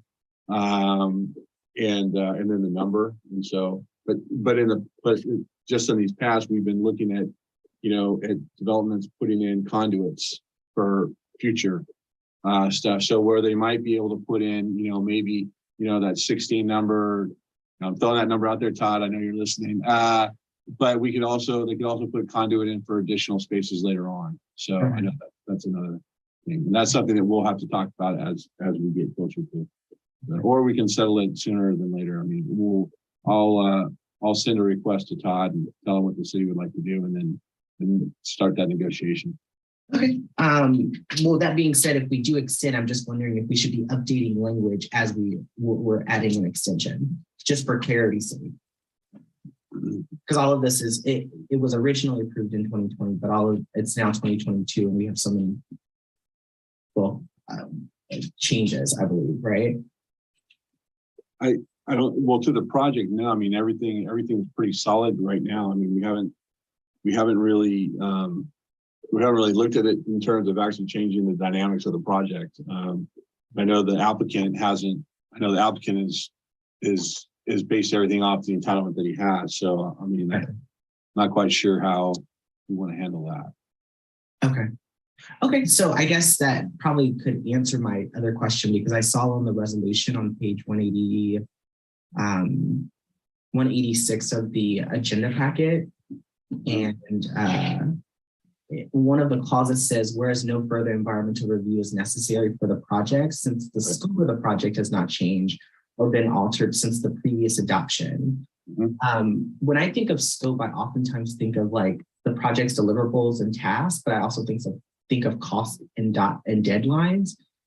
Would this not, considering that the deadlines and perhaps the costs probably have changed given the timing and how expensive things are and inflation, would this not be a difference in scope? I would assume, and I'll leave Lily and Eric to correct me, but I'll take the lead on this. Actually, no, I mean, the project itself, in terms of, it's not changing the building, it's not changing the square footage of the project, it's not changing the number of parking stalls. So all of the things and all of the characteristics that were identified as in 2020 with the mitigated declaration is still pretty much intact. There hasn't been any changes to that environment that would necessitate a change to the environmental document. And that's what you would look at. So, and it's only 2 years old. I mean, it seems like a long time, but it's really not in terms of the environment and what's changed out there. So, so that's kind of why, you know, in terms of changing language and all that, that would open up the next can. How much of this do you want to change? Because then you would be changing the whole scope of the project, which then would have to be potentially relooked at and from an environmental standpoint. So, which could create, you know, a lot of stuff that have to happen.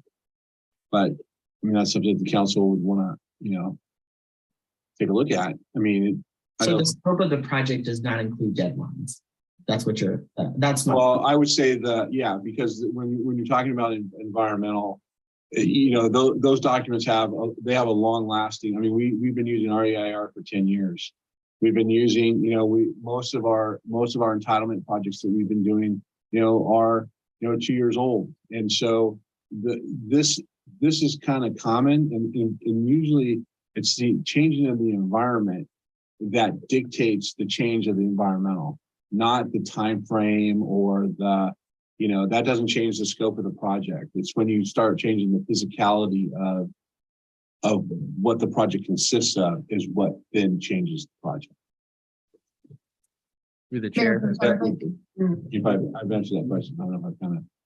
Yeah, I'm sorry. We got the city attorney here, and Chamber would like to add some. Yeah, just briefly wanted to mention, so the whereas clause, Mayor Pro Tem, that you referenced, no further environmental review is necessary for the project since the scope of the project has not changed. That's a direct reference to CEQA and the need for environmental review. And so that's really looking at the environmental impact that the project would have on the city. And so if there was an increase in the square footage of the facility, for example, or if there was going to be a change in traffic conditions or the kind of intensity of the development, that would be the type of scope change that would trigger an additional environmental review. But none of the changed circumstances to this date, since the original entitlements have created that type of a scope change that would require an environmental review. Okay, so scope here is more so the deliverables of the actual development, not so much the timeline of those deliverables. When I think about a scope, I think about the timeline, the cost, the deliverable itself, the tasks that need to be done for a deliverable. I mean, when we, you know, oftentimes when we're looking to consultants who come to us, we ask for their project scope here. And we ask for their timeline of when they're going to do something, the project they're going to do it, the deliverable they're going to provide, the outcomes. And what I'm hearing is that the scope here is just namely the physical structure of the changes. Is that correct, City Attorney Kasher? That's correct. I think that's a good way of describing it. Okay, thank you for that clarity. So, Director Welly, did you have something to add there? Thank you, Mayor Pro Tem. I wanted just to add just a reminder to the council that the extension process is a part of the municipal code, but it is not a process that can continue on forever. So there is a certain amount of time that the council can extend the entitlements to, and that would be a maximum of 3 years. So that's why we have that June 2023 hard date of extension period. So it's not an unlimited amount of time, but we're talking about a maximum of 3 years for the extension. Gotcha. Okay, so my last question is, you know, so when this project first came up, I was on the planning commission, and I did reference and bring up grave concerns regarding the health and safety of residents who live in Terra Hills as well as Pinole, given the construction of new infrastructure around fossil fuels. This gas station / fuel pump seems to be an incredible concern considering the progress we've made since the original project was established, but also given the environment of our city, our town, our community, regionally, statewide, and nationally. And so I'm just wondering, number one, can you elaborate on the construction of a gas? What goes into construction of a gas pump in that particular area? What would go into that? And yeah, can you elaborate on that for me and for the public so we understand? Well, basically, I mean, the construction components are, they would come in and they would come in and grade the property. They would dig out for their storage for the storage underground storage tanks. So they would get their all their permits for that. Once they installed their permits, then they would, you know, build their tubes into the what's the one I'm looking for? The dispenser. There you go. Into the dispenser, which then has to be reviewed by the county environmental health and to make sure that everything works within the system, and then you're able to pump gas. So, I mean, that's kind of a short, quick thing that goes into it. But I mean, it probably takes a number of months. Probably takes anywhere between six to 9 months to construct one of these. However, and it's because they've got a number of stalls. The canopy is looks fairly, it's not very elaborate in that regard. So that would go up fairly quickly. But the undergrounding of the tanks and the actual installation of the dispensers is usually what takes the longest part of the gas station. And there's no fuel in them until it's all completed. It's all been signed off by the city, the county, everybody else who has had, before they can come in and then fuel the underground storage tanks to feed the dispensers. And actually, that concludes my questions. Thank you. Thank you, Mayor Pro Tem Murphy. Would you have comments afterwards, or this was just questions? I just want to ask you. I'll have comments for sure. Okay, thank you. Councilmember Martinez, Ruben. So remind me, are we at comments or questions at this point? Questions. Questions. Okay, question to Mr. Green. How eager are you to get this project done, Mr. Green? I know the city of Pinole is looking forward to that spade in the ground. Sorry, can you repeat your question? How eager, Councilmember Martinez, Ruben, Mr. Green said, how eager are you to complete the project, please? We are incredibly eager to complete the project. We want it done as much, if not more, than the city of Pinole. Well, I'm looking forward. It's an undervalued asset. Yes, and I'm glad that you say this for the record, and that I would encourage, my comments continue to encourage you to work with staff and staff to do as much as you can to facilitate this process. I am concerned about one thing, although it may have already been answered by Director Whalen.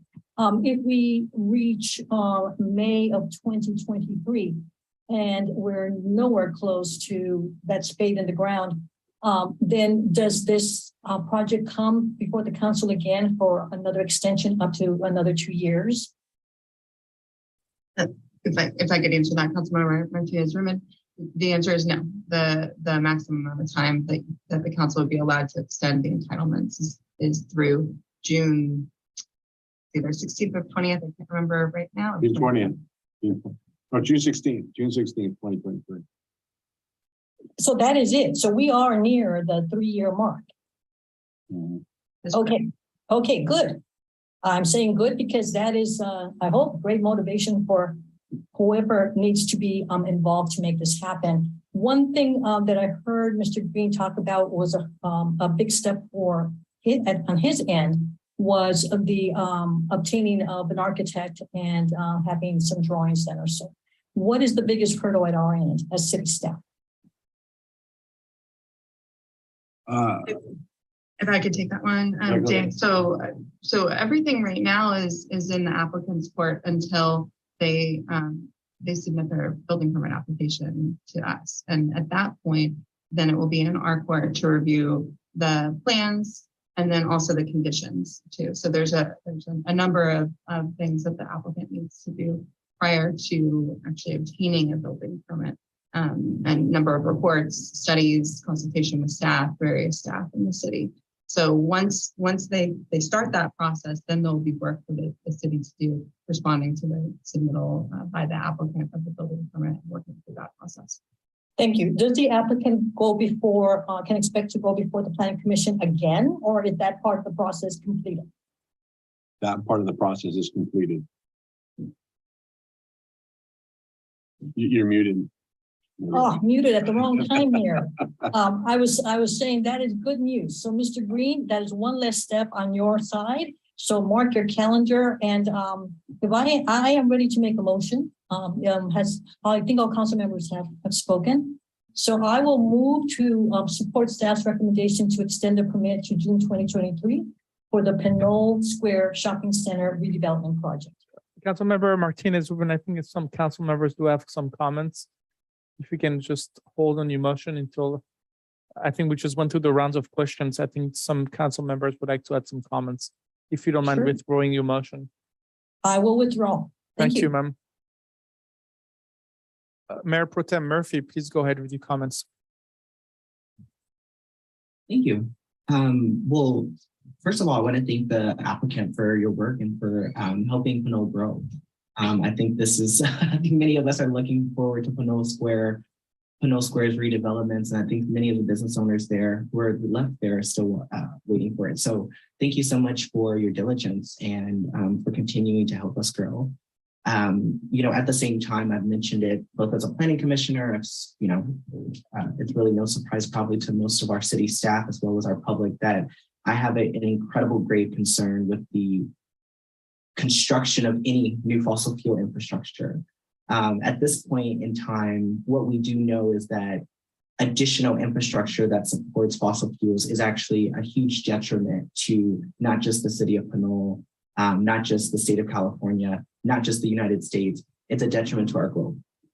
We saw the Intergovernmental Climate Panel say that in several reports.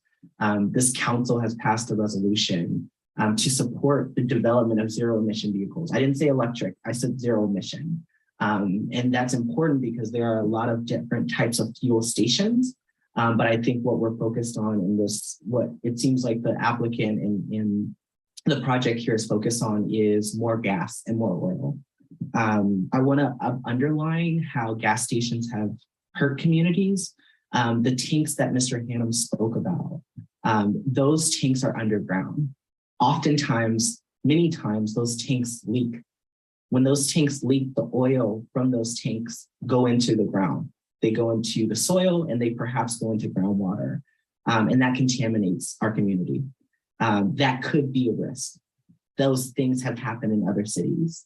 I want to elevate the really need to think both critically about this, but also think about how we could really revolutionize the way we see development here in Pinole. Respectfully, I actually disagree. I don't think that everything for Hercules is good for Pinole. I don't think that everything good for Pinole is good for Hercules. Respectfully, I would say that this is an opportunity where with the redevelopment of a center in Pinole, we could actually look to an alternative method of energy. To speak to that, what we have done is break precedent. Our 3 corridor specific plan specifically stated that we have enough gas stations, that we actually don't need more gas stations. The work that we're doing as a council and as a community is focused on the progression of cleaner energy that supports the public health, our community. And while I know that, gas right now probably is big money, probably more money than I could see in my life. What I also know is that our community is worthwhile to think and invest in alternative methods of energy that don't have to deal with the construction of fossil fuel infrastructure. So I just want to elevate the both work you're doing and also the opportunity that I think we're missing by the extension of something that basically was approved 3 years ago. And I think this is a moment in time where perhaps given the culture of our city, given the awareness of the climate crisis in our city, given the fact that this council has passed both the ZEV 2030 resolution, but also a climate health board emergency resolution that says that we want to prioritize the public health and safety of our community, and we want to, you know, combat the climate crisis. I would really hope that we can consider a new model that does not include the infrastructure of a gas pump. So I just want to speak to that, and I hope that my fellow council members could hear that. I am in support of this project. I walk to Safeway pretty much every day. I am in support of you know, the reconstruction and renewing of our city. I think this is a huge deal. But I also think I'm really challenged by and have, as I said before, a huge grave concern about construction of another gas station in our community. You walk right up the street, there's a gas station there. You walk down the street to Athens and take a left on San Pablo, there's another gas station. We also have across the bridge in the freeway, there's another gas station that's being developed and redeveloped to a 7-Eleven and a gas station. So at this point, I don't see the need. I don't see the need. What I do see is a missed opportunity for us to really benefit from this development in a way that protects the health of our community. And I would love tonight if we actually did not approve the entitlement to the gas or extend the entitlement to the gas station, but continue on the project in a way that is beneficial to the public health of our community. So that would conclude my comments, Mayor. Thank you again to the applicant, and thank you to city staff for your broad report and comprehensive. And again, I hope my fellow council members will hear that. Thank you, Mayor Pro Tem. Mr. Green, I do have a question, please. Yes, I'm right here. My question to you is, how feasible is your construction and the development of the project without a gas station? Would the development of the project continue if the gas station were not to be approved? Or My understanding from Safeway the last time we've had a conversation is that their redevelopment includes the financials of the redevelopment includes the fuel center. Thank you. So from a feasibility studies and from an economical perspective, the gas station is an important part of that project. If the gas station was not to be part of the project could not continue. Is that what you're basically stating us? Again, all I can tell you is Safeway has made it clear that the fuel center is a critical financial component of their redevelopment. Perfect. A critical financial component of the development of the project, if I heard you correctly. Thank you, sir. Councilmember Tave, comments? No comments, thank you. Councilmember Toms? No other comments. Perfect. Councilmember Martinez Zuban, you wanted to make a motion? Yes, I do. I move to support staff recommendation to extend the permit to June 2023 for the Pinole Square Shopping Center redevelopment project.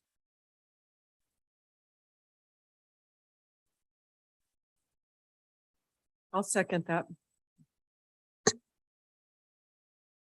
Ready for roll call? Yes. Thank you, Mayor. Councilmember Martinez Rubin, Yes. Councilmember Toms. Yes. Councilmember Tave, Yes. Mayor Pro Tem Murphy, No. Mayor Salimi. Yes. Motion carries. Thank you. Thank you. Thank you again for being here. That concludes our hearing. Mr. Green, thank you. And city staff, thank you. City Attorney, thank you. It's Thank you all very much. It's a pleasure to do business with you. It's 9:05 on my watch, and I will ask for a 10-minute break. We'll come back at 9:15. Thank you.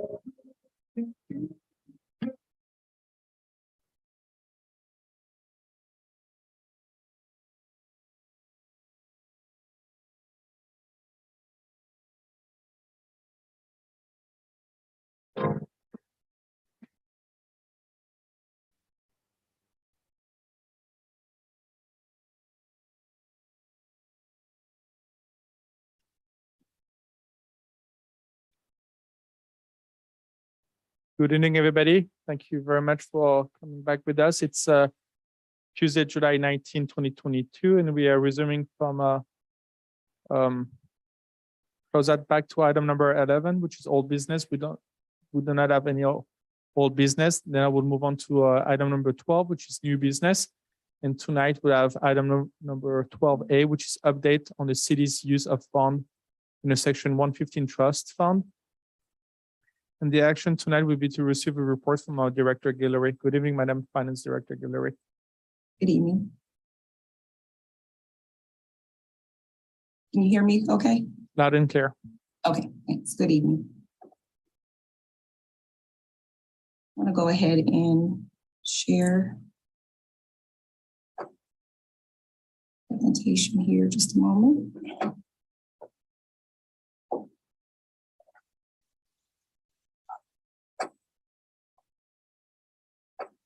Okay, is the presentation visible to everyone? Okay. Yes, ma'am. Thank you, Mayor Salemi. I'll go ahead and give an update on the city's use of the Section 115 Trust Fund. And the recommendation is for the City Council to receive a report from staff. This is mainly in response to discussion and recent questions on the use of the Section 115 Trust Fund, specifically around the computation that's used to determine the amount that is withdrawn from the fund each year. So I'll give some information on that and try to provide some clarity around the calculation that the city uses to determine that amount. To provide some background, the Section 115 Trust was established in 2018. This is a similar mechanism that many public agencies use to set aside funds to offset the increase in cities or the agency's required annual contribution to employee pension, which goes to the CalPERS pension system. The Section 115 Trust for the City of Pinole was funded by the proceeds from a one-time sale of city property, which was the Pinole Assisted Living Community. The initial deposit into the trust fund was $16.3 million. It has since gained interest, and the audited balance as of June 30, 2021 was $19.4 million. At the time that the trust was established, the city did not create a policy specifying how to calculate the amount to be withdrawn each year. So there's been a consistent practice. However, most recently, there's been question around if the calculation should include net new employees. So I'll just give some information on how it's been calculated. To provide some of the historical information, this table below summarizes the transfers that have occurred since the fiscal year 1920, which was the first transfer that was made from the trust. The city's practice has been to withdraw an amount equal to the increase in the city's net required annual contribution for any given year. And the difference between that amount and the actual cost from the baseline year, which was the fiscal year 2018-19. In 2018-19, the actual cost was approximately $1.8 million. And so the calculation that has been used is we take the actual cost of any given year and subtract out the $1.8 million from the fiscal year 18-19. And the last row at the bottom shows the amount of the withdrawal or the transfer that has been made each fiscal year since 1920.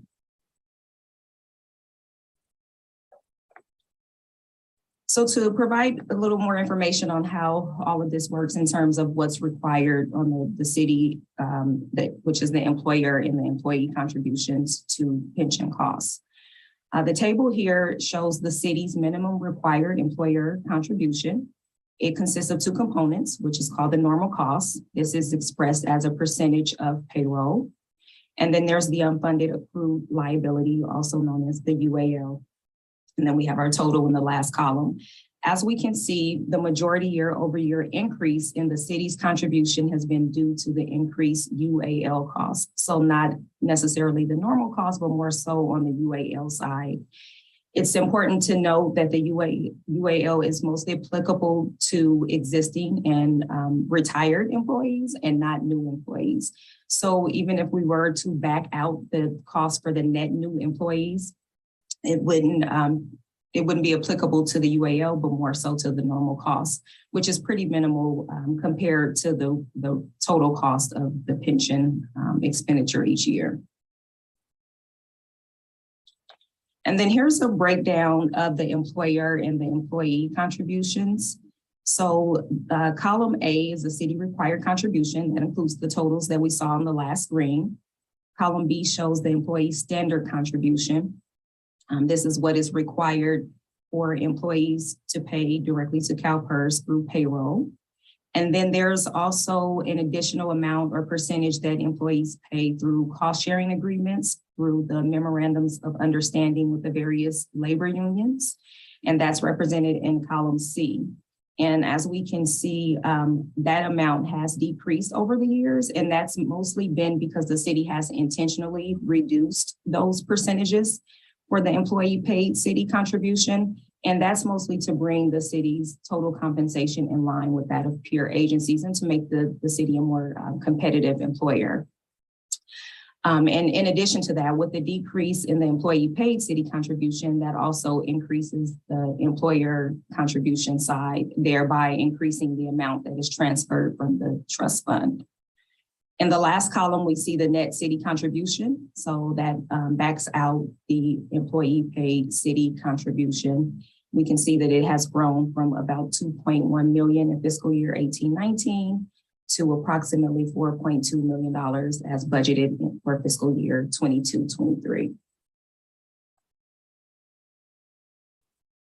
So just to summarize, again, the point of this item was to have some discussion around the questions that have come up about the actual calculation and how we have accounted for net new employees.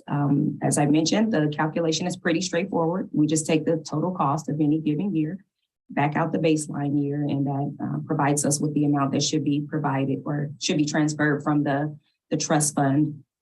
We have not backed out any net new employees, which would mainly impact the smaller side of the calculation, which is the normal cost. So the next steps in this process is to engage an actuarial firm to estimate the remaining lifespan of the trust. There's also been questions raised around how long the trust or the funds that are available will last. In the trust fund, the last analysis was done in 2018. So we are proposing to work with an actuarial firm to update that analysis to determine how much or estimate how much more or how many more years we have left with the funds that we have available if the city does not contribute any additional funds to the trust. And then next, we'd also propose to create a written financial policy on the use of the Section 115 Trust Fund, just to make sure that it's documented. And we're planning to do that with the next update for the other city financial policies. So that concludes my presentation, and I'm happy to answer any questions. Thank you, Madam Finance Director. Mr. City Manager Murray, would you mind telling us exactly how much of that amount of pension trust is being used on the new for net new FTEs? Sure. So I think the question came up as part of the budget adoption process. I think there were some comments from the public about whether the pension trust was being used to pay the city's pension costs related to net new employees. And by net new employees, I mean new positions that have been added since the pension trust was first established. So when the pension trust was first established, I think we had, sorry, I'm going to refer to my notes here briefly. In fiscal year 2018-19, we had, let's see, since then there have been we had 114 employees. Now in fiscal year 22-23, we have 133 FTE. So there's been an increase in the number of city employees of about 10%, a little bit more over that period. And so the question came up of whether the pension trust is being used to pay for the pension costs of those employees. I think both me and the current finance director, when we were oriented to the pension trust, it was explained that the intent and the use of it and the computation of the amount to be withdrawn was really straightforward. And it's articulated in the staff report, and Director Guillory mentioned it also. I mean, it was really quite simply and plainly, the pension trust is used to pay for the increased amount of the city's pension costs over the baseline year. And that's how a lot of cities have used their pension trusts. Again, the idea is Cities are experiencing increased required pension contributions to CalPERS. And if those increased contributions are paid out of the operating budget, you're crowding out other types of expenditures. So they take us this one-time revenues, they create this pension trust, and it basically provides a buffer for the budget. So not until a member of the public made a comment or raised a question about whether the pension trust was being used for net new employees, that issue had never come up in any conversation that I had had with prior staff or prior council members. So it's a new issue. It frankly hadn't occurred to me or the finance director that there might be some sort of intended purpose not to use the pension trust for that. That's fine. The city staff is indifferent on that. We just frankly, it never occurred to us. And perhaps the reason it never occurred is we weren't adding new FTEs back when we were transitioning the old staff. The reason that the cities and other cities pension contributions are increasing so dramatically and have been since about 2013 is that after the Great Recession, CalPERS found itself across the system in a very low funded status. So CalPERS and the participating public agencies had made these promises to employees of, in some cases, pretty generous pensions. And CalPERS had made unrealistically optimistic assumptions about the return on the assets. So around 2013, CalPERS found that it was going to be required to pay out more in pension benefits because retirees were living longer, they were having higher salaries. So the pension benefits they had to pay out were going to be much greater than had been originally expected. And CalPERS was earning less in return on its assets than it had been expecting. So it created this big gap, more expensive payouts, lower assets and income. So CalPERS decided that to improve the stability of the system, it needed to get more contributions from the participating agencies. CalPERS itself didn't have the money on hand to pay the pension benefits. So CalPERS took a number of steps. There was the Public Employees Pension Reform Act, which was adopted in 2013 under Governor Brown. That capped pension formulas, so they couldn't be as generous in the future. So it basically kind of staved off having higher pension obligations in the future. That's one thing CalPERS did. The other thing CalPERS did is it lowered its expectations on its return on assets. So it said, no, we're not going to assume that we're going to get 7.5% earnings each year. We need something more realistic. And the way that we're going to make up that underfunded situation is we're going to require employers to make higher contributions to CalPERS to pay down that unfunded liability. So that's why since about 2013, all participating public agencies have had to make dramatically higher contributions to CalPERS. Those dramatically increased contributions have to do with the unfunded liability. Those are related to promises we made to employees, including those that retired maybe even decades ago. And we need to, make that whole. Those increased contributions are not related by and large to what we call the normal cost, which is the amount that the city has to pay for employees for each additional year of service credit they get. So you can see in the memo that Director Guillory prepared, we owe something like $4 million to CalPERS this year. 3/4 of that has to do with paying down the unfunded liability. About $1 million of that has to do with the normal cost for employees who are earning new credit today. Net new employees, brand new employees have no unfunded liability with the city. We don't need to make any contributions to CalPERS today for unfunded liability. And most of our new employees are PEPRA employees, meaning they have much less generous benefits. So to kind of recap, I think this conversation and why we're hearing this as an agenda item is this question that was raised about whether we're using the pension trust for pension costs for new employees. We are. I've seen nothing in the oral history that I received on the use of the pension trust, nothing in writing that said that that was against the policy. If the city council wants to make that a formal policy, that's, again, staff's indifferent. The amount that we're contributing for net new employees each year to CalPERS is something like $150,000. So we're withdrawing $2 million about from the pension trust this year to offset those increasing costs. Maybe $150,000 of that has to do with the normal cost of new employees. It's a really insignificant component of the amount of the city's pension costs. I think I think it's really important to put that in perspective. I think some people expressed some concern that we were using the pension trust. Again, there's no existing city staff were aware that that was against the intention. I don't know that that's documented, but even if it is, it's a really insignificant amount of funding, and that could easily be covered by the city's existing fund balance. So unless there are any other questions, or let me know if you have any questions about that. But that's Yeah, what I will open it to the public and then I will ask the rest of the council to ask questions. Sure. Just to clarify, are we using that pension trust 115 to pay for any obligation bonds, pension obligation bonds? No, we're not. We are not. No. Not in the past, not in the future, not in the present. Well, that's totally. Sure, out it's of hard this- to tell, but Yeah. not in our forecast, No, not at all. And not in I the think forecast that's- that we received this year. No, it's not in the budget. It's not assumed in the forecast. I mean, that's, that is outside the scope of how the intended purpose of the pension trust was described to us. It was really to offset that difference in our annual required contributions, not for the pension obligation bond. So it's not being used for the pension obligation bonds. That just comes out of general operating revenues. Thank you for the clarification, City Manager Mary, and thank you, Finance Director Guillory. Madam City Clerk, can you please have public comments? Thank you. We have one in-person commenter, Rafael Menes.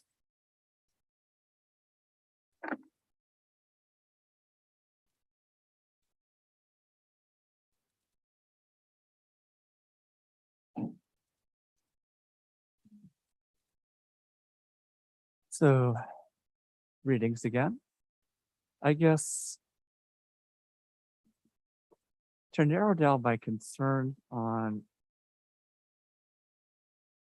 this point a bit, basically the chart you can see on page 297 of the agenda packet, table 7, employer and employee contributions.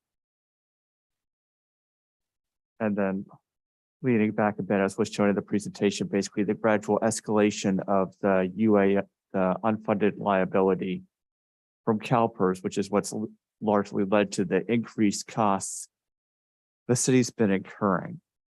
If I remember correctly, CalPERS had somebody come out and give a presentation to us back in, I want to say summer of 2021, talking about sort of their overall chart of how they expected the net unfunded liabilities to go up for Pinole in particular. I think there was at least one chart in there.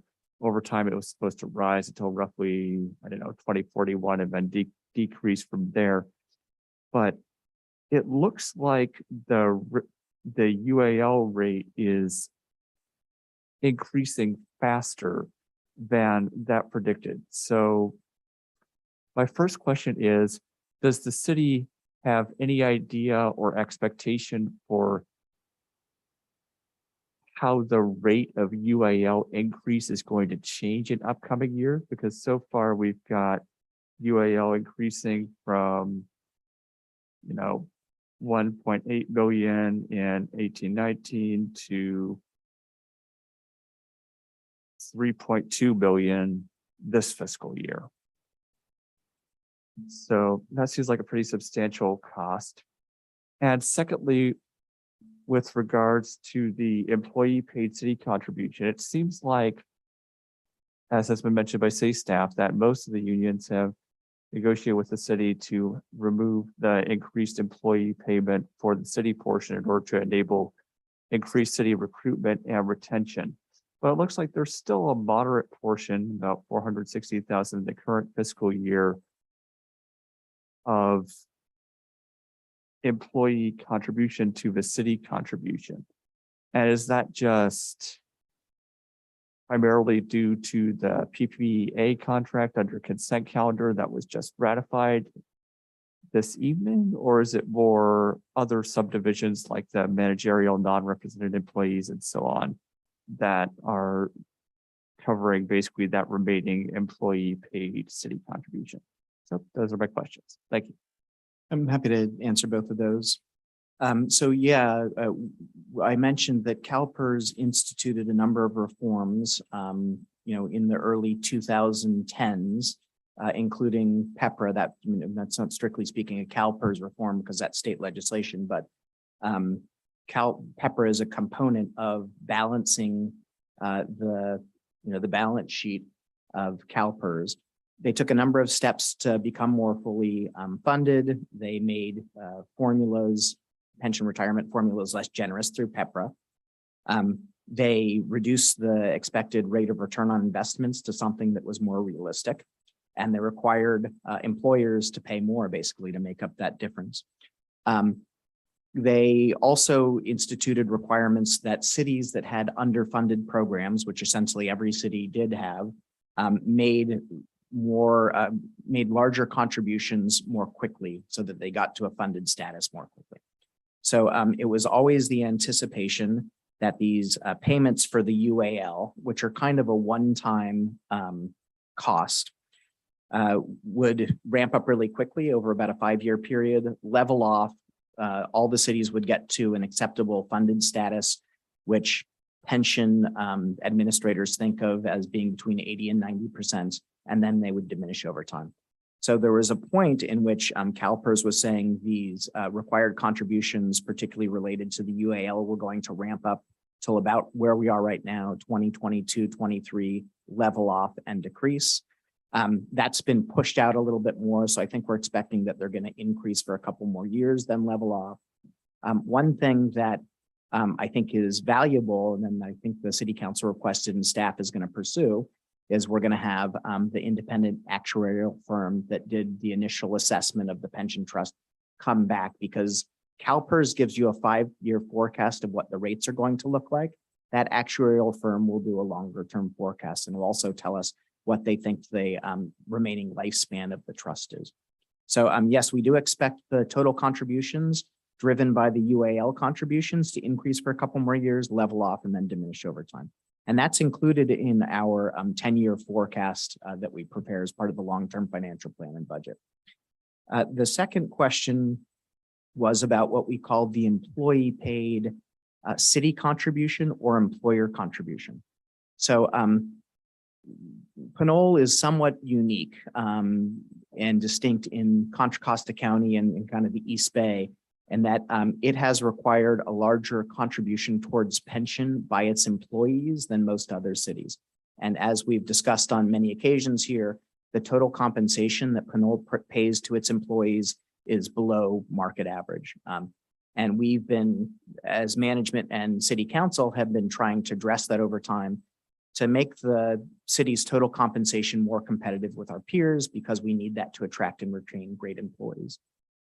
So what the city council has done over the past few years is reduce the contribution by the employee towards what the city would normally pay for pension.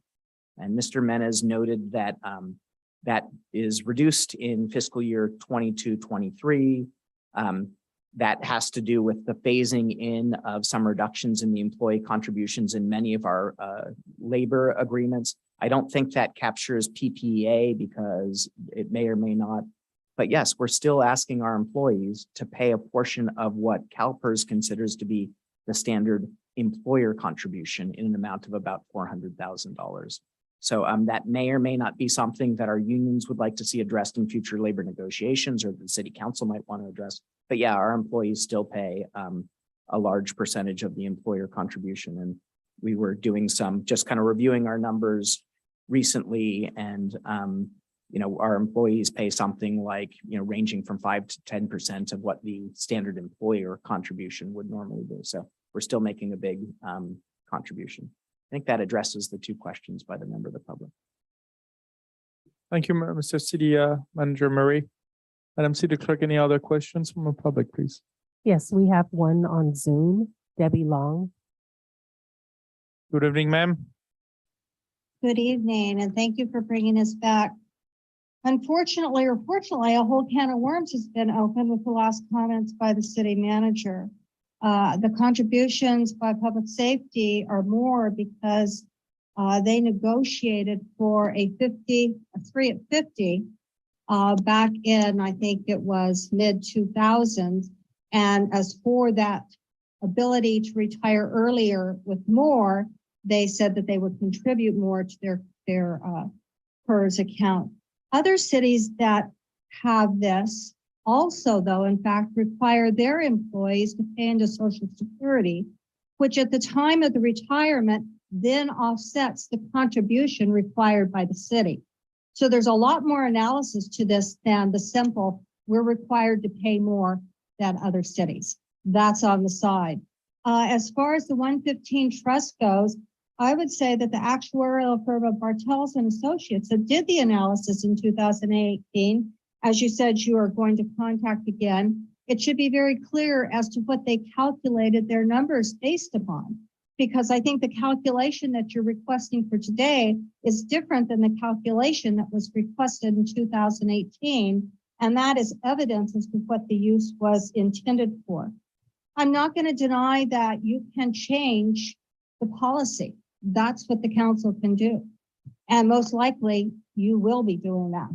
However, what you need to ask yourself is, once Bartels does the computation as to how long this will last, what are you going to do after 5, 6, or 7 years? How are you going to cover the extra 2-3 million that has no longer been a part of the general fund? So every time you approve new employees, you're basing it upon a finite fund that will expire at some point. So I hope that you will ask yourself those questions when the time comes. As far as the city manager's comments go, I beg to differ. Based upon my correspondence with previous staff, I believe that he was explained this. However, because he couldn't find anything in writing, he chose to use it as he felt necessary. Once again, prerogative of the city manager, assuming that the council agrees. So I think that you'll do whatever it is that you have to do. I'm just a proponent of being transparent about how you go about it. And then down the line, 5 years, time will tell if you made the right decision or you put our general fund in jeopardy, or our finances for the whole city in jeopardy. So thank you for bringing this forward and bringing it to light. That's all that I ask. Can I ask you a question, Madam Ms. Long? I would like to ask you, you stated that in 5, 6, 7 years, maybe looking at the extra $2 million that we spent. Can I ask you what we are referring to that extra $2 million, please? That if you have in fact used those funds from the 115 trust to balance your general fund, what's going to happen when that fund runs out? How are you then? You're going to be several million short in balancing the general fund because that fund no longer exists to transfer into the general fund.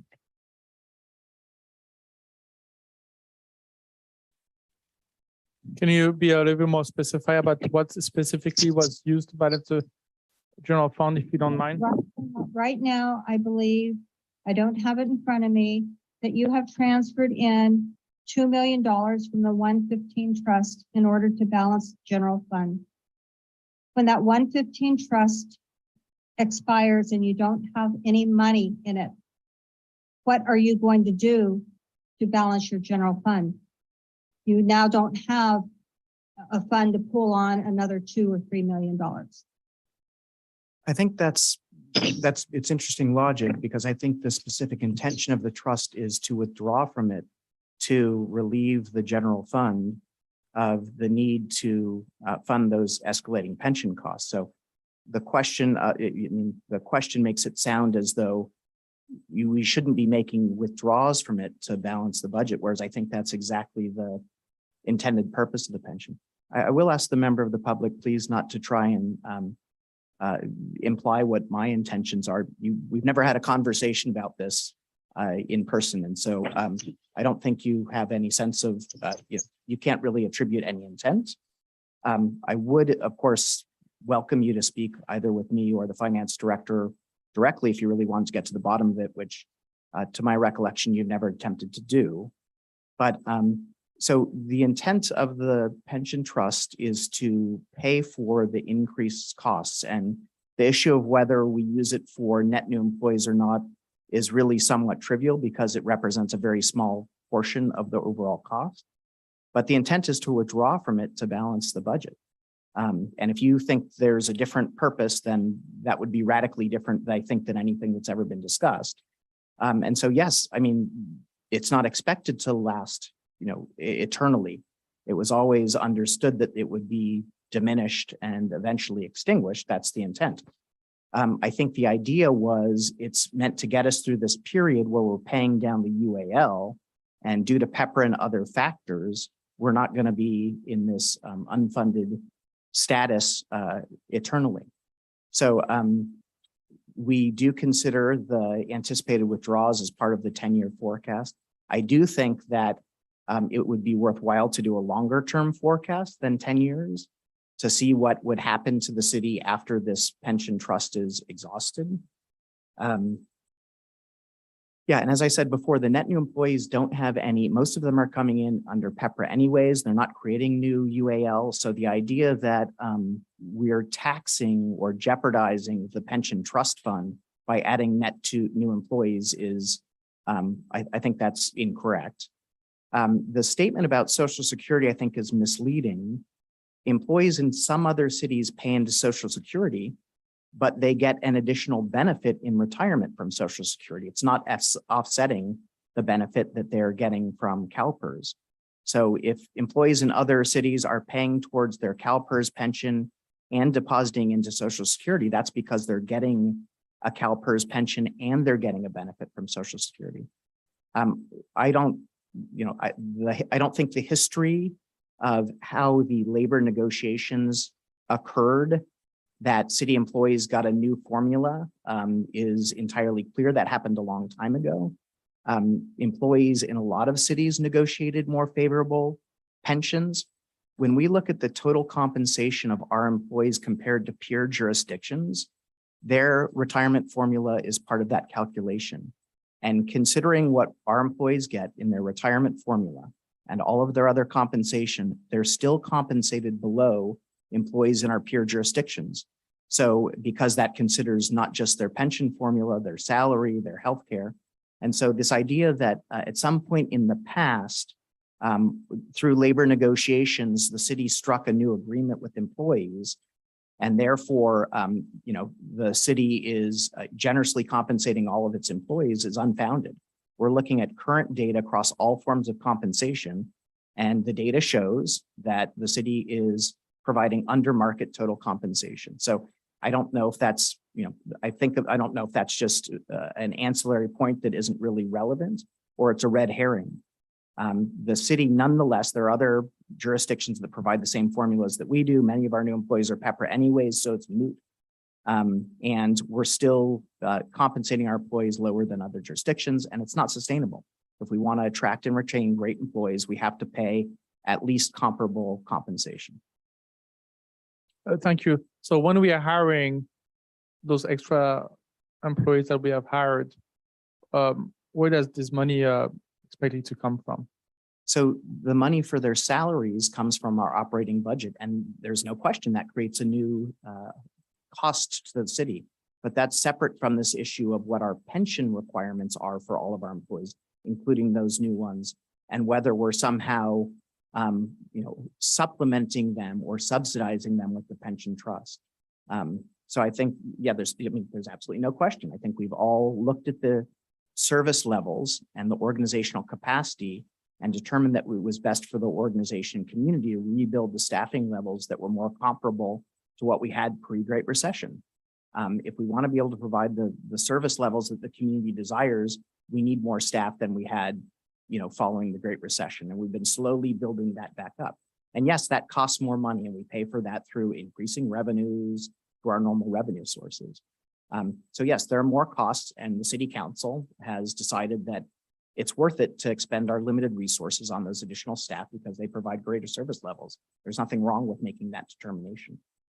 Thank you, Mr. City Manager, for that excellent answer. Just to kind of summarize, those net 15 employees or 19 employees that we hired have an additional cost of $100,000, $150,000 per year. For the normal cost for their pensions, Yes. of those of them who are paid for by the general fund, because the pension trust is only used to offset Yes. pension cost for general fund folks. So it's nothing close to the $1 to $2-3 million, or it's $150,000 per year. About 100. And, yeah. and the salaries to hire them is not being, we are not using the pension 115 to pay for those salaries. No, the pension trust is just being used to cover that really simple calculation, which is the amount that our pension costs are currently relative to what the baseline is. It doesn't have anything to do with what our salaries are. That's a totally separate matter. Thank you. Excellent. Let's see. Do we have any other questions from the public, please? We have Vincent Wells. Good evening, sir.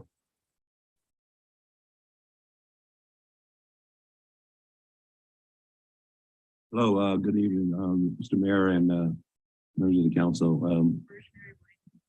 Doing the double duty that Zoom allows for, we have a major issue going on in the city of apologize that I don't really have that much to add to this conversation, but I do want to make a correction based on a comment of a public comment.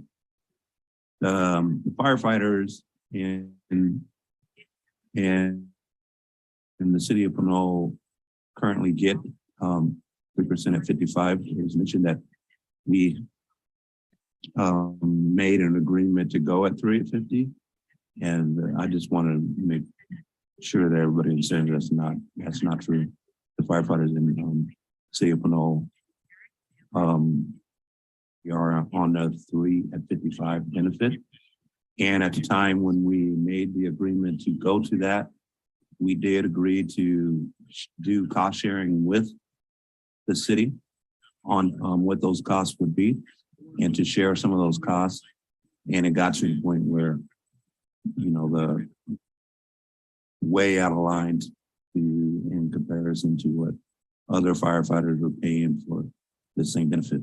So we are still currently under the 3% at 55 and have started negotiating ways to reduce the cost of our members because of the fact that the amount they're paying is way above other agencies that have the same benefit as far as what the employee share is. But it's inaccurate to say that we negotiated 3% at 50. A lot of agencies in the county are at 3 at 50, but that's not the case for Pinole. They are still at the 3% at 55. And I just wanted to clarify that for this conversation. Thanks. If that comment from a member of the public jogs a thought in my mind, and that is, I think one thing that's important for everybody to understand is that the city's required contributions to CalPERS have increased really dramatically. Those have to do with the unfunded actuarial liability. That doesn't have, you know, by and large, that doesn't have anything to do with current employees. A lot of that unfunded actuarial liability has to do with pension formulas that were guaranteed to employees that have long since retired and for which the city didn't put aside appropriate amounts of funding in the past. So we've been asking our current city employees to make high contributions to CalPERS because the city's overall contributions to CalPERS have increased, but the current city employees are not responsible for much of the unfunded actuarial liability. So there's really no relationship. If we had somebody who retired in 1985 and who we're paying a pension to, and up until they retired, the city didn't make adequate contributions to CalPERS, or CalPERS didn't recognize and see the return on investments they got. That's, you know, that doesn't have anything to do with our current employees. So, I mean, I think it would be better for the city to, and more appropriate for the city by and large, to think of the unfunded liability as a one-time liability that by and large has to do with already retired employees, not current employees, and to focus really on the normal cost for the new employees. I recognize that this is a complex issue, but I think as we're getting into the details, I want to make sure people understand the unfunded liability. By and large, it doesn't have anything to do with our current employees. Thank you. And yes, it is 3% at 55. Thank you for the clarification. Thank you, Mr. Murray, for the clarification. What I will do now, do we have any other member of the public who wish to talk? No, there are no more public comments. Perfect. I will then bring it back to the council. Councilmember Pave, please. Questions first? Yeah, so thank you for the explanation. I mean, I think we've covered this a lot over the years, and I just want to make just one question. So financially, how much is in the pension trust? Just if you could just give us an idea of that number. Yeah, so the last time we had an audited valuation was at the end of last fiscal year, ending June 2021, and it was about $19 million. So 19 million, and just for math's sake, we're spending 2 million, 10% of that on it this year, right? We are this year, we spent less in prior years. The assets also grow over time with the investment earnings. So, it's 19 minus 2 plus whatever we earn in interest. So can I ask, are we contributing money also to the pension trust? We're not contributing any more money to the pension trust. No, Okay. it was funded by a one-time windfall, essentially, to the city, the sale of the PALC. And that's what was. Okay, so I know for me and my colleagues, having a high performance team, having a highly effective team, that requires an investment. And for me, I want to just kind of focus in as a long term. We'll potentially be going into a dip in the economy. I think that's the point where this reserve was intended for, right? I think in 2008, we talked about having this reserve so that we can get some type of umbrella or some type of parachute in case things went bad again. Is that kind of the reasoning for a trust like this, or is it just to shield us from raising costs in pension? I think this is a little different. So we do have a general reserve of about $9 million. And I think the city council established that Right. to help smooth, revenues during difficult economic times. I think the intention of the pension trust specifically was the city knew it was going to be getting this windfall from the sale of PALC, and they wanted to invest it in something. And they knew that pension costs were going to be dramatically increasing, and they wanted to set that aside to offset those increases so it didn't need to be paid out of recurring revenues. If it had to be paid out of recurring revenues, there'd be less revenues for other expenditures, and there'd need to be pretty significant budget reductions. That's my understanding. I see. So over a 10-year period, and to the point of the public comment was that, this is going to dwindle down. But is the theory that our revenue would be going up to help curb that? So instead of 10 years, it's 12. I mean, I'm trying to understand, once this is exhausted, obviously that's, 3 councils or 3 cycles from now, or 3 4-year cycles from now. Mhm. I'm just trying to understand, and I know that's, 12 years from now, but what are we expecting? Is it more state influence? Is it something that the local government has to work out? So Pinole is in an incredibly more favorable situation than most other cities. So most other cities, many other cities have a pension trust. Almost nobody has one the size of Pinole's. And so the expectation is that CalPERS required contributions are going to grow really steadily until CalPERS gets to a higher funded status and then come back down. So the hope is the amount of this pension trust is going to be, approximately large enough to help us get over that hump of large, increased contributions and basically get us to a high enough funded status. So we're not expecting, and CalPERS hasn't said that these required contributions are going to go up and stay up. They've always said we're ramping them up so we really quickly get to a higher funded status. And when they do, they can come back down. So the idea, and again, this isn't a reserve. A reserve is money you have sitting on the sidelines in a safety account that you use for, dramatic change to smooth over those. This is really a one-time pot of money to deal with a one-time issue, this unfunded liability. Once that's paid down, hopefully if CalPERS has righted its corrections about assumptions about life expectancy and return on assets, we won't find ourselves ever in this situation again. Knock on wood, nobody gets to guarantee that. but it's a one-time resource to deal with essentially a one-time problem. And the city could have opted to just give this money to CalPERS instead of establishing our own pension trust and instantaneously having paid down a lot of our unfunded liability. I wasn't here when this conversation happened, but I believe the city was advised that it was more favorable for the city to put in a pension trust. You had more flexibility that way on how to use it rather than give it to CalPERS. So if we did give this, just for example, I mean, I'm hypothetical, and I know it's not good to do that from the guys, but what is the total unfunded liability that's out there? We're looking at 30. Yeah, so I'm gonna kind of lean on the finance director a little bit. My recollection is from the last actuarial valuation, our total unfunded pension liability is something like $30 million, between $30 and $40 million. The pension trust is only meant to address the unfunded liability related to general fund employees. Our general fund employees are something like 80% of our personnel costs. So we have something like, maybe $24 to $30 million of unfunded general fund liability, whereas we have $19 million in our pension trust.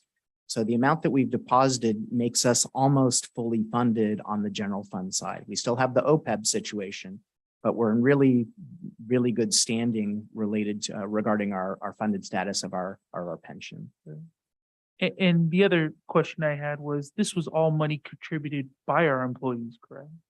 No, the pension trust was set up with money from the sale of PALC. So the city received $16 or so million from the sale of PALC and deposited that into this pension trust.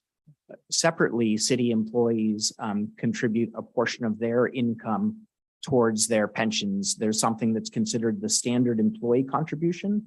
All of our employees contribute that. And we also do something which is called the employee paid employer contribution. We're paying a portion of what's considered the standard employer contribution.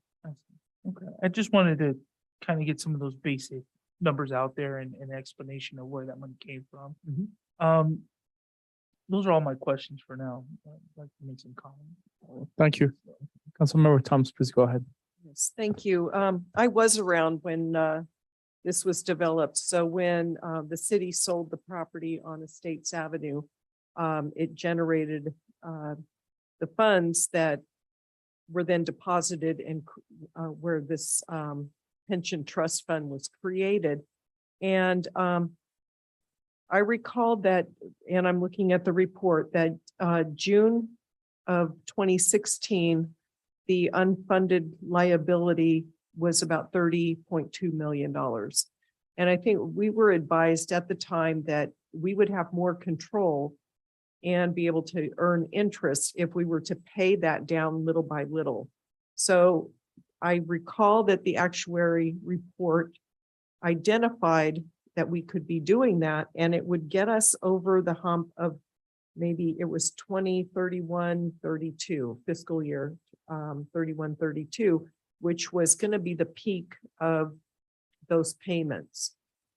Whether or not that has changed and evolved over, 4 to 5 years, I think, a new actuary report will tell us that. Will kind of let us know what the current UAL is and, what the current balance is and how far that will get us.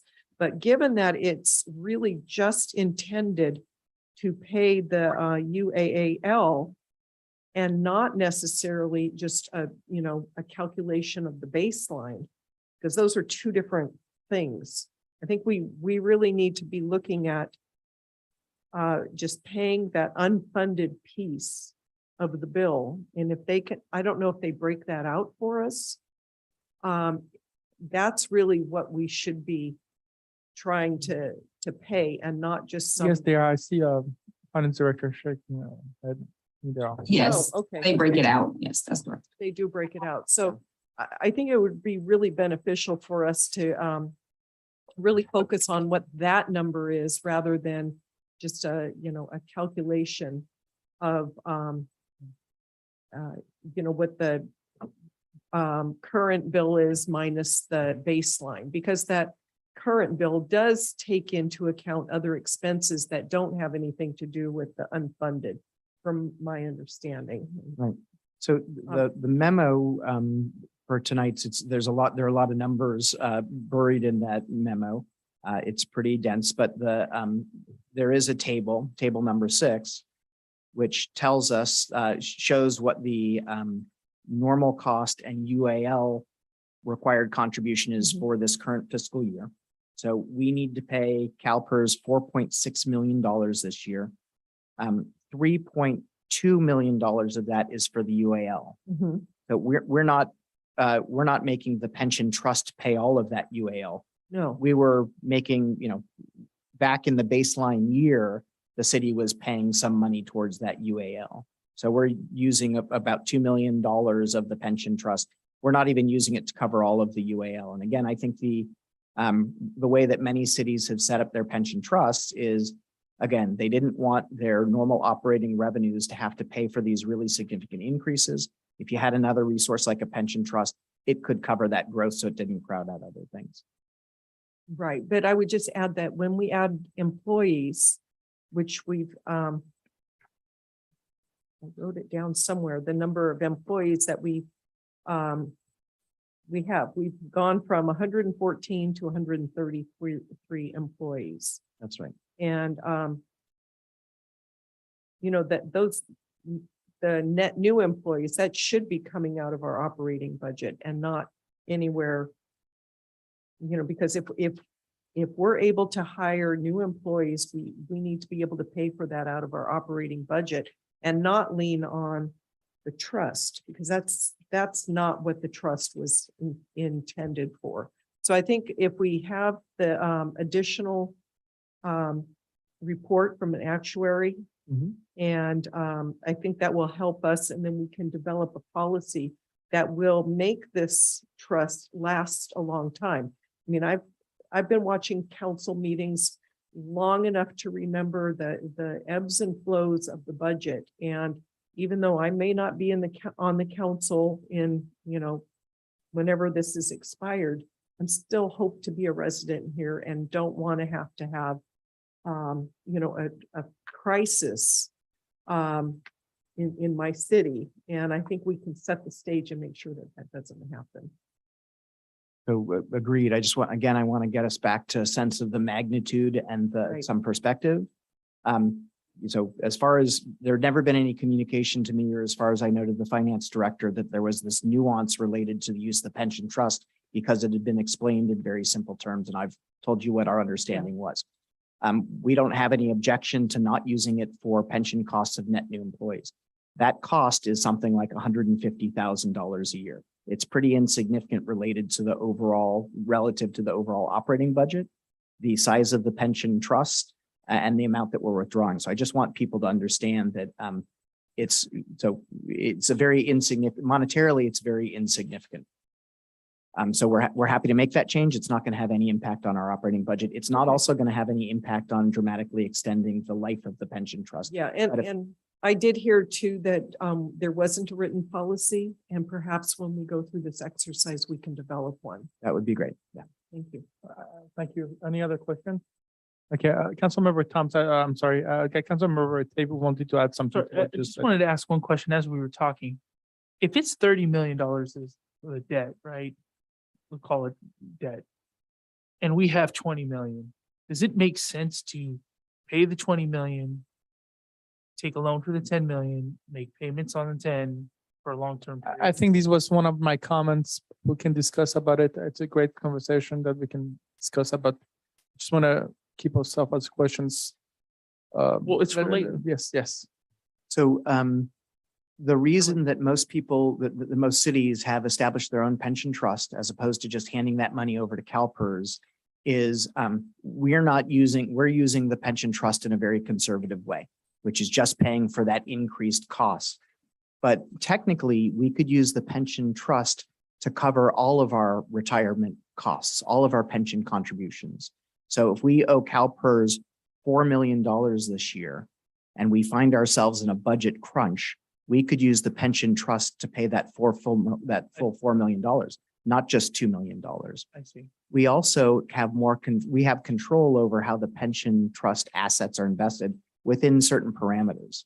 So if we think that we can take a better investment strategy than CalPERS can and earn higher returns on our funds than CalPERS can, then it behooves us to hang on to them in a trust and not hand them over to CalPERS. I think there are differing opinions among treasurers and actuaries about whether that's possible. But the real reason cities establish a trust and hang on to those funds is you have more latitude so that you can use them in all of the legally permissible ways if you're in a financial crisis. And I think that's the main reason. And Councilmember Toms, you might have recalled some elements of that discussion when you were considering it. That's my understanding of why most cities want to have their own trust as opposed to turn up cups. It's true. If we turned it over to CalPERS tomorrow, which we could do, we could write a check of the full balance of the pension trust, give it to CalPERS. Our funded status of our retirement program with CalPERS would shoot way up. You know, it would be something like 90% funded, I would imagine, or maybe in the mid 80s. Go back to you're welcome to go back to what Councilmember Tev just asked. Can we buy out our debts? I think we're talking about $30 million. Well, and then that will not be reliable on CalPERS, and the city can manage its own retirement, and that will probably help us to save money in the long term. Well, no, we can't. I mean, we can buy ourselves out of CalPERS. That's a totally different issue. And the CalPERS. So you cannot or can? You can, yes. But CalPERS requires you to pay them so much money to make sure that they have enough on hand to cover the obligations we've already made to our employees. Do you know how much is that? I don't, but it's something like, it'd be probably over $100 million. Because they then take those assets and they put them in a very conservative financial instrument to make sure that they've got that money when all of the pension promises are due from the city. So that's one thing. And there are all sorts of complications and considerations in leaving CalPERS. The idea of borrowing money to fully pay CalPERS, we basically have a loan program with CalPERS already. They're requiring us to pay off the unfunded liability. So I don't know that there's any difference, or benefit to taking a loan to fully fund CalPERS. Can I ask a question? Go ahead. The reason why I'm asking that is it seems that CalPERS is moving the goalpost, right? And at what point can we come up with a mechanism to get out of that arrangement to some degree, right? Or at least minimize the impact of that goalpost moving. Yeah. And that's, I mean, we've kind of had these conversations over, and then been circling that, but that's really the question is there a path forward so that those goalposts, when they do move, it's a $300,000 issue, not a $3 million issue. I think CalPERS has by and large addressed that. So they made a bunch of changes that moved the goalposts 50 yards, about 10 years ago. They said you need to pay money to get to a higher funded status really quickly. We're going to change our assumptions about the rate of return, and we're going to assume that people live longer. Those are really big changes in assumptions that have really big financial implications. I don't think they're likely to go through that radical a set of changes to the assumptions, and therefore we're not going to have the same impact on an increase in unfunded liability. Again, PEPRA also really changed things. So people who are hired under PEPRA have to pay half of their employees have to pay half, and the pension formulas are capped at something that's much more reasonable. So I don't think we'll find ourselves in a situation like the one that put us into our current condition. Thank you. You're welcome. Thank you. If you don't mind getting back to us with that number, later on. Sure. So Director Gill, I think we actually have to get a quote from our assigned CalPERS actuary of what it would cost to buy our way out of CalPERS. And so we can get back to the city council with that. Thank you. Councilmember Martinez-Uben, thank you for waiting. Sure. I'm smiling because I think I have a better inkling as to what we find ourselves in, the situation we find ourselves in. So I appreciate the memos that Director Guillory wrote and the explanations that City Manager has given us today. as to the direction that they've taken in using the trust fund, which seems upon reading the memos coincides with, what was the just broad intent and doesn't seem to be awry. In suggesting the next steps to hire a consulting firm, I was going to ask, but I think you've answered this, City Manager Murray, what the firm would provide that CalPERS doesn't already, because and I assume that CalPERS provided us with actuarial figures because they're a public agency, and that's something that they would do to their to the cities that are part of that system. Is there so what I heard was that the actuarial firm would provide us a longer period of time for which we would see figures about what it would cost our city to meet its obligation to CalPERS. And then we'll have a discussion to be had about what those next steps are. So really we're getting a bit more information. We're not necessarily, and I think I just want to confirm to us as council and the public as well, we're not necessarily solving the situation of having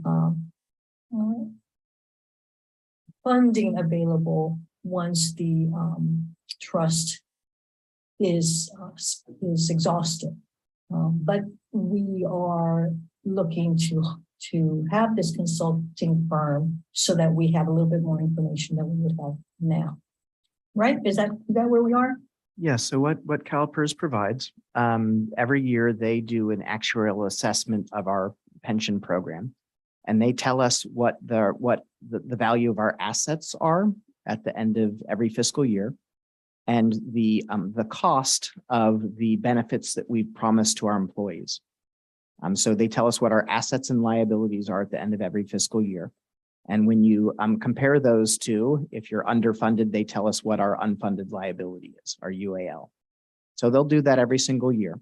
They also tell us what they expect our required contributions to be. It used to be they would provide a 1 year heads up, then a 3 year. Now I think they provide a 5 year heads up of what they think your required contributions are going to be. That changes each year based on CalPERS's return on investments. The actuarial firm can provide a longer term forecast of what the expected city's pension costs are. And CalPERS doesn't do anything with our pension trust. They don't, as far as they're concerned, they don't know it exists. So the actuary can do things like say how long they think so they can do a longer term forecast of what we're required to contribute to CalPERS, and they can tell us how long our pension trust is going to last based on how we use it. So if we tell the actuaries, hi, CalPERS has told us we have an unfunded liability at the end of this fiscal year of $35 million, and we've got $19 million or $17 million in our pension trust. And our policy on using the pension trust has been to cover the difference between the current year's required contributions to CalPERS and the baseline year. How long is the pension trust going to last? And when it's exhausted, what are our required contributions to CalPERS going to be? And they can model different scenarios. So, let's say we want to pay down our unfunded liability more quickly. So we could pay more than $2 million per year to CalPERS. That's more than what they're requiring us to pay and other things like that. So that's the value of the actuarial assessment. Okay, thank you. Any other questions, Councilmember Martinez-Huben? Not at the moment. I might have something. Excellent. We can come back to circle. Thank you. Mayor Pro Tem, thank you for waiting. Please go ahead. Hi, of course. Yes. Good evening. First and foremost, thank you so much for the presentation. Tonight was incredibly informative, and I'm really grateful we're having this conversation. My hope is that it is a solution-oriented conversation, which I appreciate the staff recommendations around movement for an actuary firm, as well as a potential financial policy for the future of this trust. My only question is, can you talk a little bit, Director Guillory, can you talk a little bit about the financial policy? Would that be, what components are included in that? And would that also include an investment policy as well for the trust? Sure. So the investment policy already exists. So that was already implemented with the establishment of the pension trust. And it's very robust, and it lays out the investment strategy for the funds that sit idle in the trust fund. So that's there and it's available. For this, the new policy would be geared toward the computation. So as we're listening to these different ideas and also taking City Council's direction on what components will be included in that. So it's providing clarity around, are we including 1819 as the base year, for example? Are we looking at the full cost and taking the difference between the current year and the baseline year? Are we only looking at the unfunded liability? So those are just some examples of things that we've heard tonight.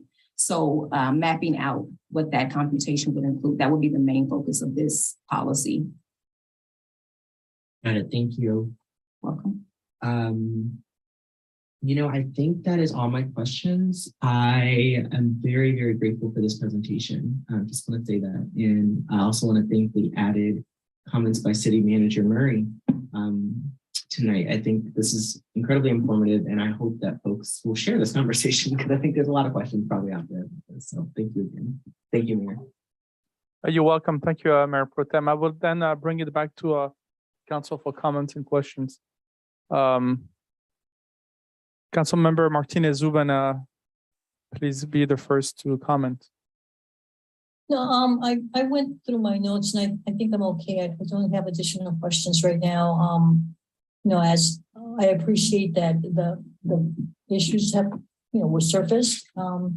Actually, pardon me, I am going to go back to my notes. Yeah, there was a question as to use. I think we've talked about the use of the trust fund, and it's consistent with what was presented as part of the packet. At the time, it was Assistant City Manager De La Rosa who drafted that report or wrote that report. Pardon me, the memo, staff report to explain how the trust fund came to be, and its intent was quite broad, not as specific as an issue that came up in public comment as to which staff would be the ones that would, whose pension would be funded. So got more clarity about that tonight, and also the perspective about the amount of funds to the new employees relative to the ones that have existed. And I understand from my exposure to information provided by CalPERS board members about the interest in being more responsive to cities, to small cities who bear the burden of funding the required requirements of CalPERS to contribute toward a pension fund statewide, regardless of, or maybe because of the rates of return that CalPERS may underestimate over time, and that is what has been burdening cities for years. And so I was going to propose that if it would be helpful at all that we receive a presentation alongside the one by our actuarial firm, by a board member, a CalPERS board member, happens to serve with one last year and probably would welcome being invited to share her perspective as a board member. She is current council member in the city of Palm Springs, that the city also has faced circumstances similar to Pinole's by sheer nature of their size and the pension obligations that they have incurred. So, you know, that's another source of information to give us all a view as to how at least one board member thinks on that board and what the CalPERS has been up to. So just want to mention that possible availability of someone who could be a resource to us. Thank you, Councilmember Martinez Zuban. So you're asking, if I understand you correctly, the CalPERS presentation update, and then the Barton and Associate updated report with today's financial data. No, I'm not asking for that. I know we will get a presentation by Bartels, our actuarial firm. I'm suggesting that staff consider if it would be helpful to have a CalPERS board member present to us. I'm sure that person would welcome an opportunity to give us an update in tandem with the presentation that the actuarial firm will make. City Manager Murray? Sure, we're happy to follow council's direction on whether you think that would be useful. We had a presentation by CalPERS about a year ago. If that's of interest, you can request as a future agenda. I'd be happy to schedule that. Yes, Councilmember Martinez, well, that's why I left 7C for the end of the meeting, because I knew that some members may have 7C is related to item future agenda. I left it towards the end of the meeting today. You'll be more than happy to bring it in. Okay. Okay, then. I'm glad Thank my you. connection has gotten better since the beginning of the meeting. I'm on my internet connection. Thank you. That's it for me. Councilmember Thomas? No other new comments, just, I'm interested in actuary report that tells us how long our pension trust fund will last based on certain payments. And also interested in taking a look at when we have that, developing a policy. Thank you. Perfect. Do you, did something you need direction from staff, or is that something that city staff can actually, you need direction from council? Not at all. Yeah, I think we already are all in agreement that we'll engage Bartel and Associates or some other actuarial firm, and that it would be in everybody's interest to have a component of our financial policies that addresses the use of the pension trust. So there isn't any possibility for any misunderstanding in the future. Thank you. Mayor Pro Tem Murphy? Comments? Just to thank you again for this informative conversation and for also identifying the two next steps with the firm, as well as the written financial plan that we'll be considering in the future. So thank you again.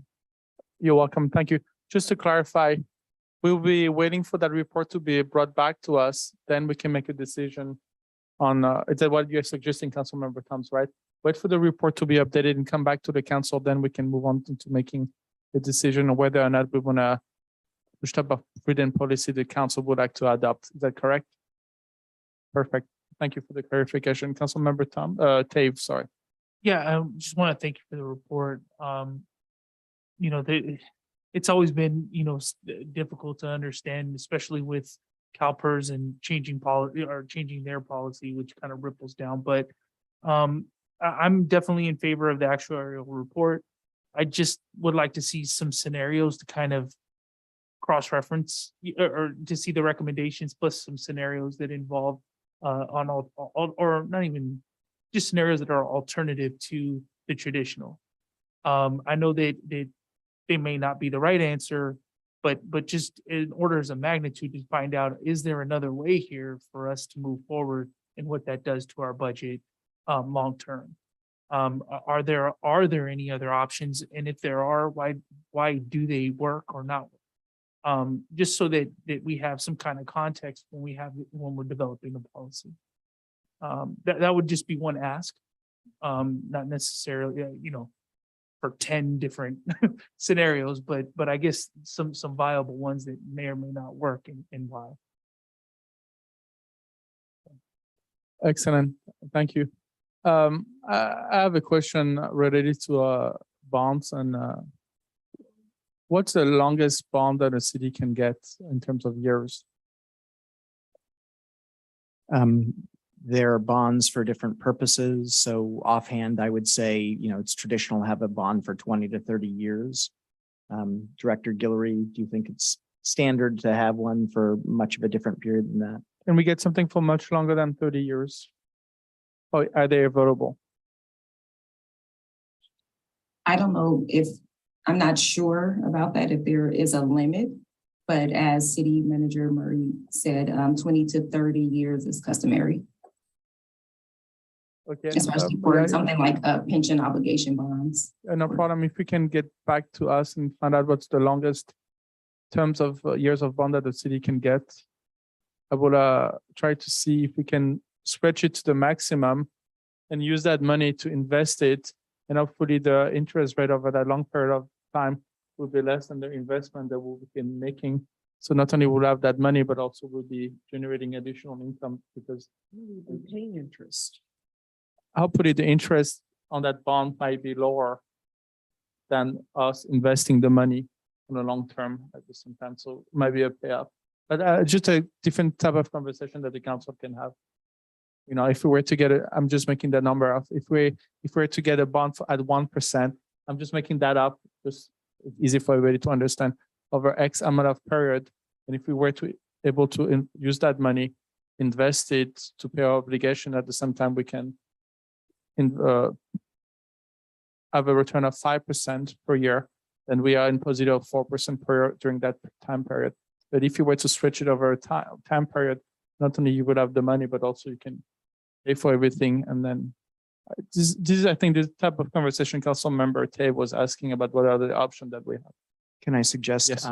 That rather than doing research on the maximum allowable period of bond, that instead we ask the actuary to look at that kind of a scenario as part of the alternatives.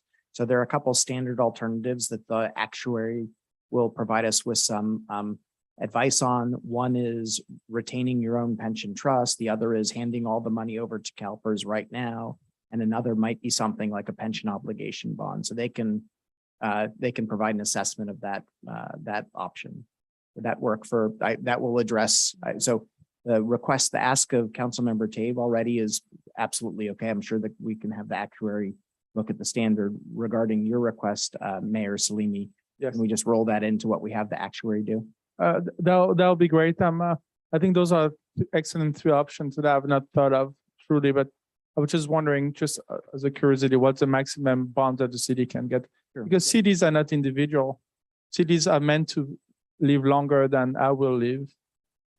And, even 100 years, it's something that the city of Pinole has been here for, over 100 years. So, and it will be here for another 100 years at least. So I don't see it. So trying to see if we can use the longevity of a period to offset our future cost. Yeah. Okay. We can get that answer separately. Sure. Thank you. Let's, Councilmember Taves, you want to make a motion to, do you need a motion, city attorney here? Because provide directions and I think everybody is clear. It's really just accept the report, I think. Is Yes. Your take on it, City Attorney Casher? Yeah, this was a report. If there's a direction that the council wants to provide, it sounds like there's consensus, and I think the city manager understands the direction, but Perfect. Very quickly, can you summarize in 1 minute what you're going to get back to us? Get the actuarial report, find out what the cost of buying out of the CalPERS system is, find out what the maximum term of a bond would be. And after the presentation by the actuary, do whatever council directs regarding creating a new financial policy related to the use of the pension trust. Perfect. It's fine with you, Councilmember Dave? And a couple alternatives for stretching the liability. Yeah, I consider that part of the actuary's report. Perfect. Perfect. Fine with you, Councilmember Thomas? Yes. Mayor Pro Tem is fine with you? That sounds great. Thank you. Councilmember Martinez-Uben is fine with you? Perfect. It's fine with all of us. Thank you let's move on to the next item. Thank you again for that presentation. Thank you for that hard work. And I know it was a lot of tables and numbers, but I do appreciate the question brought by all of us. And it was an excellent conversation. That concludes item number 12A. Then we'll move on to, again, items 2C, 7C. 7D. 7D. Okay, thank you.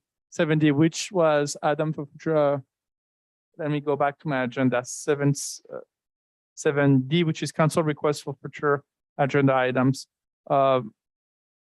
Councilmember Thomas, I do remember last week you wanted to educate people on the ability of understanding CIP and how much money was needed. And I think you brought up, you wanted to bring something, and I think it was not agendized. And if I remember correctly, city attorney said that item was not agendized, and should be brought up at the different meeting.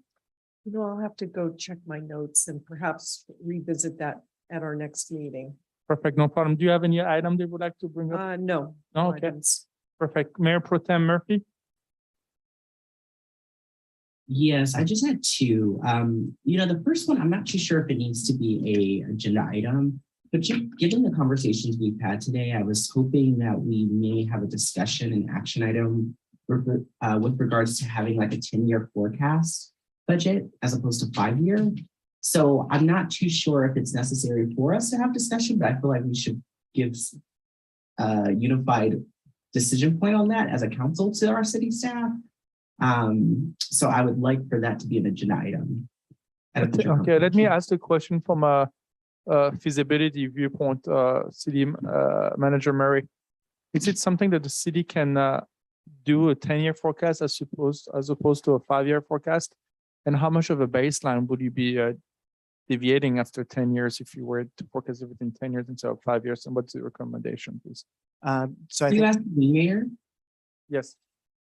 Oh, well, I know there. Are you asking me? No, I'm asking sorry. City Manager Murray. Sorry.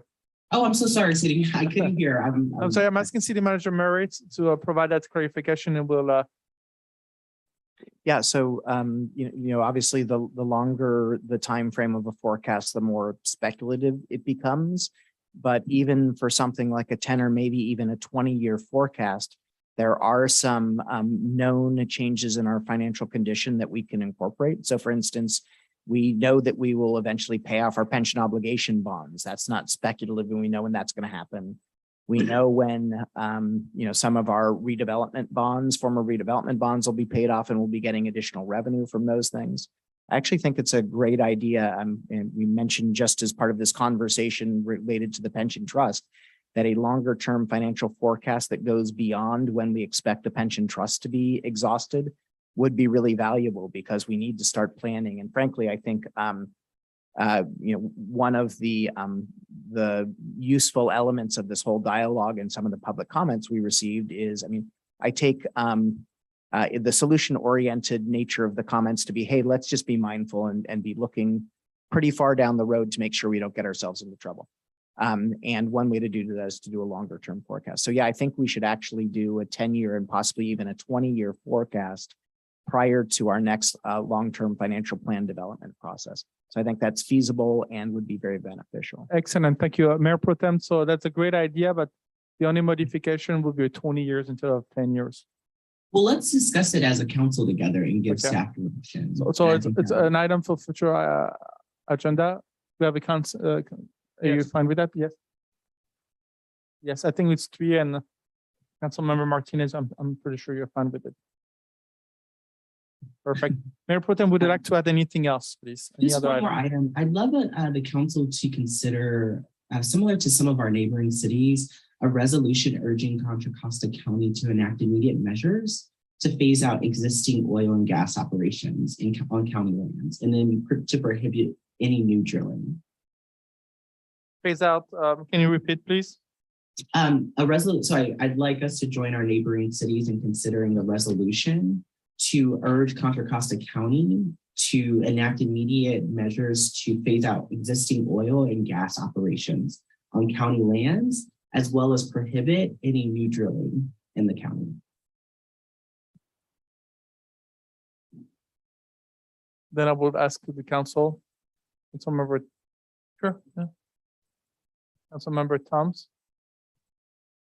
I think I want to abstain from this since my day job is dealing with this policy. Councilmember Martinez Uben. No. I am in favor of this. Yes, I would say yes. So how many yeses is that? It's 3? 3. But the only thing that I would like to ask you, Mayor Pro Tem, is I would like to find out how much money is the county generating from those oil and gas. And I'm trying to see how much of the budget of the county those oil and gas companies represent. I am fine with the idea, but I just don't want to, before we do that, can we have an understanding of how much money that represents for the county? I don't want to go against something that represents, I don't know about the number. I'm just adding it to the agenda. No one's vote tonight is in support of the resolution. Your vote tonight is in support of a discussion around really something we talked about before, Yes. but hopefully the next step in our local government. So that's 3 yeses. And if you don't mind getting back to us in terms of how much of the revenue of the county is generated by those oil and gas companies, which I don't. So, I mean, this is now going to be a future agenda item. Okay. So I don't know that we'll get back to you in advance of that agenda item, but it seems certain that as part of the background of that staff report, will mention what types of revenues the city enjoys, the county, because I think that's relevant to the city taking a position on Okay.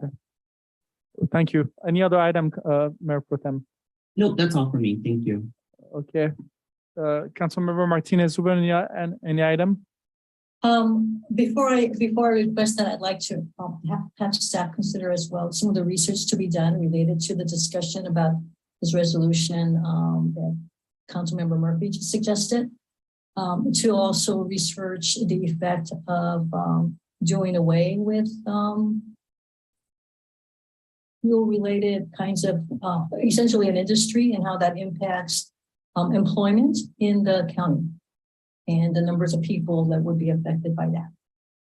And then also as it relates to the effect of a lack of that industry in neighboring cities. I'm thinking of Richmond, for example, largely dependent on what's there. Thank you. You know, if we can add that request into as part of the same item, okay, if it's understood.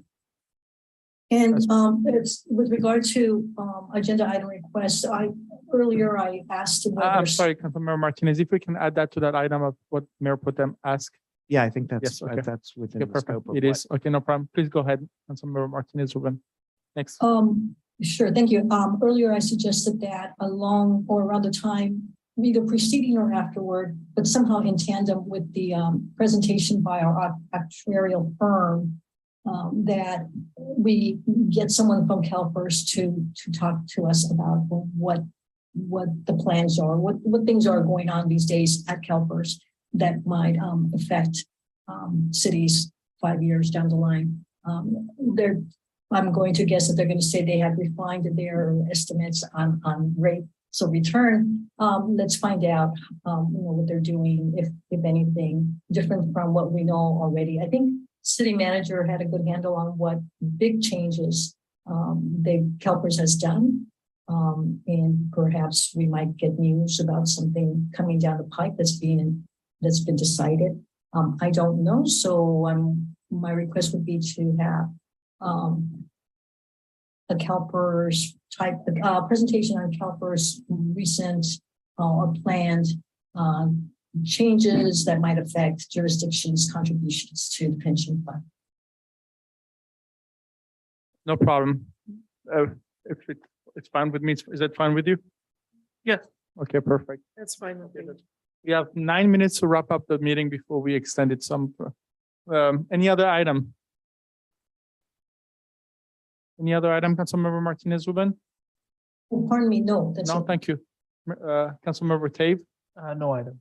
Okay. I did have one item. The only thing is, City Manager Murray, I wanted to educate our population, continue that education on CIP needs and what the city needs in terms of money and renovation of our roads and an associated CIP project in the next 10 years. I know that we started the process.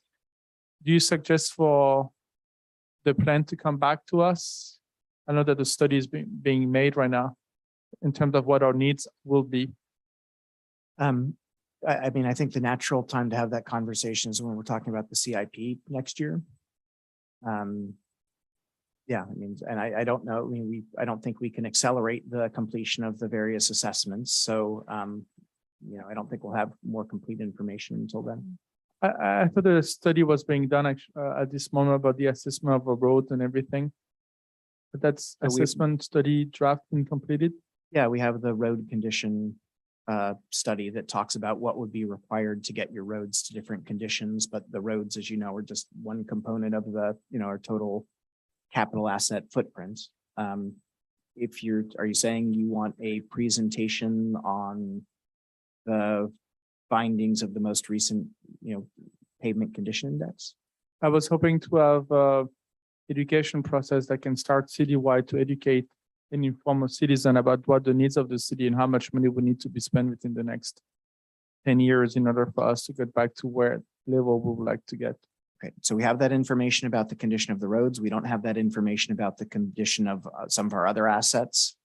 So if you want to do it for all the different assets, it'll have to wait. I If would you like wanna to do it start for with the roads at least. Let's start it for the roads. Sure. So how can we do that education process? What would I entitle and how can we move forward?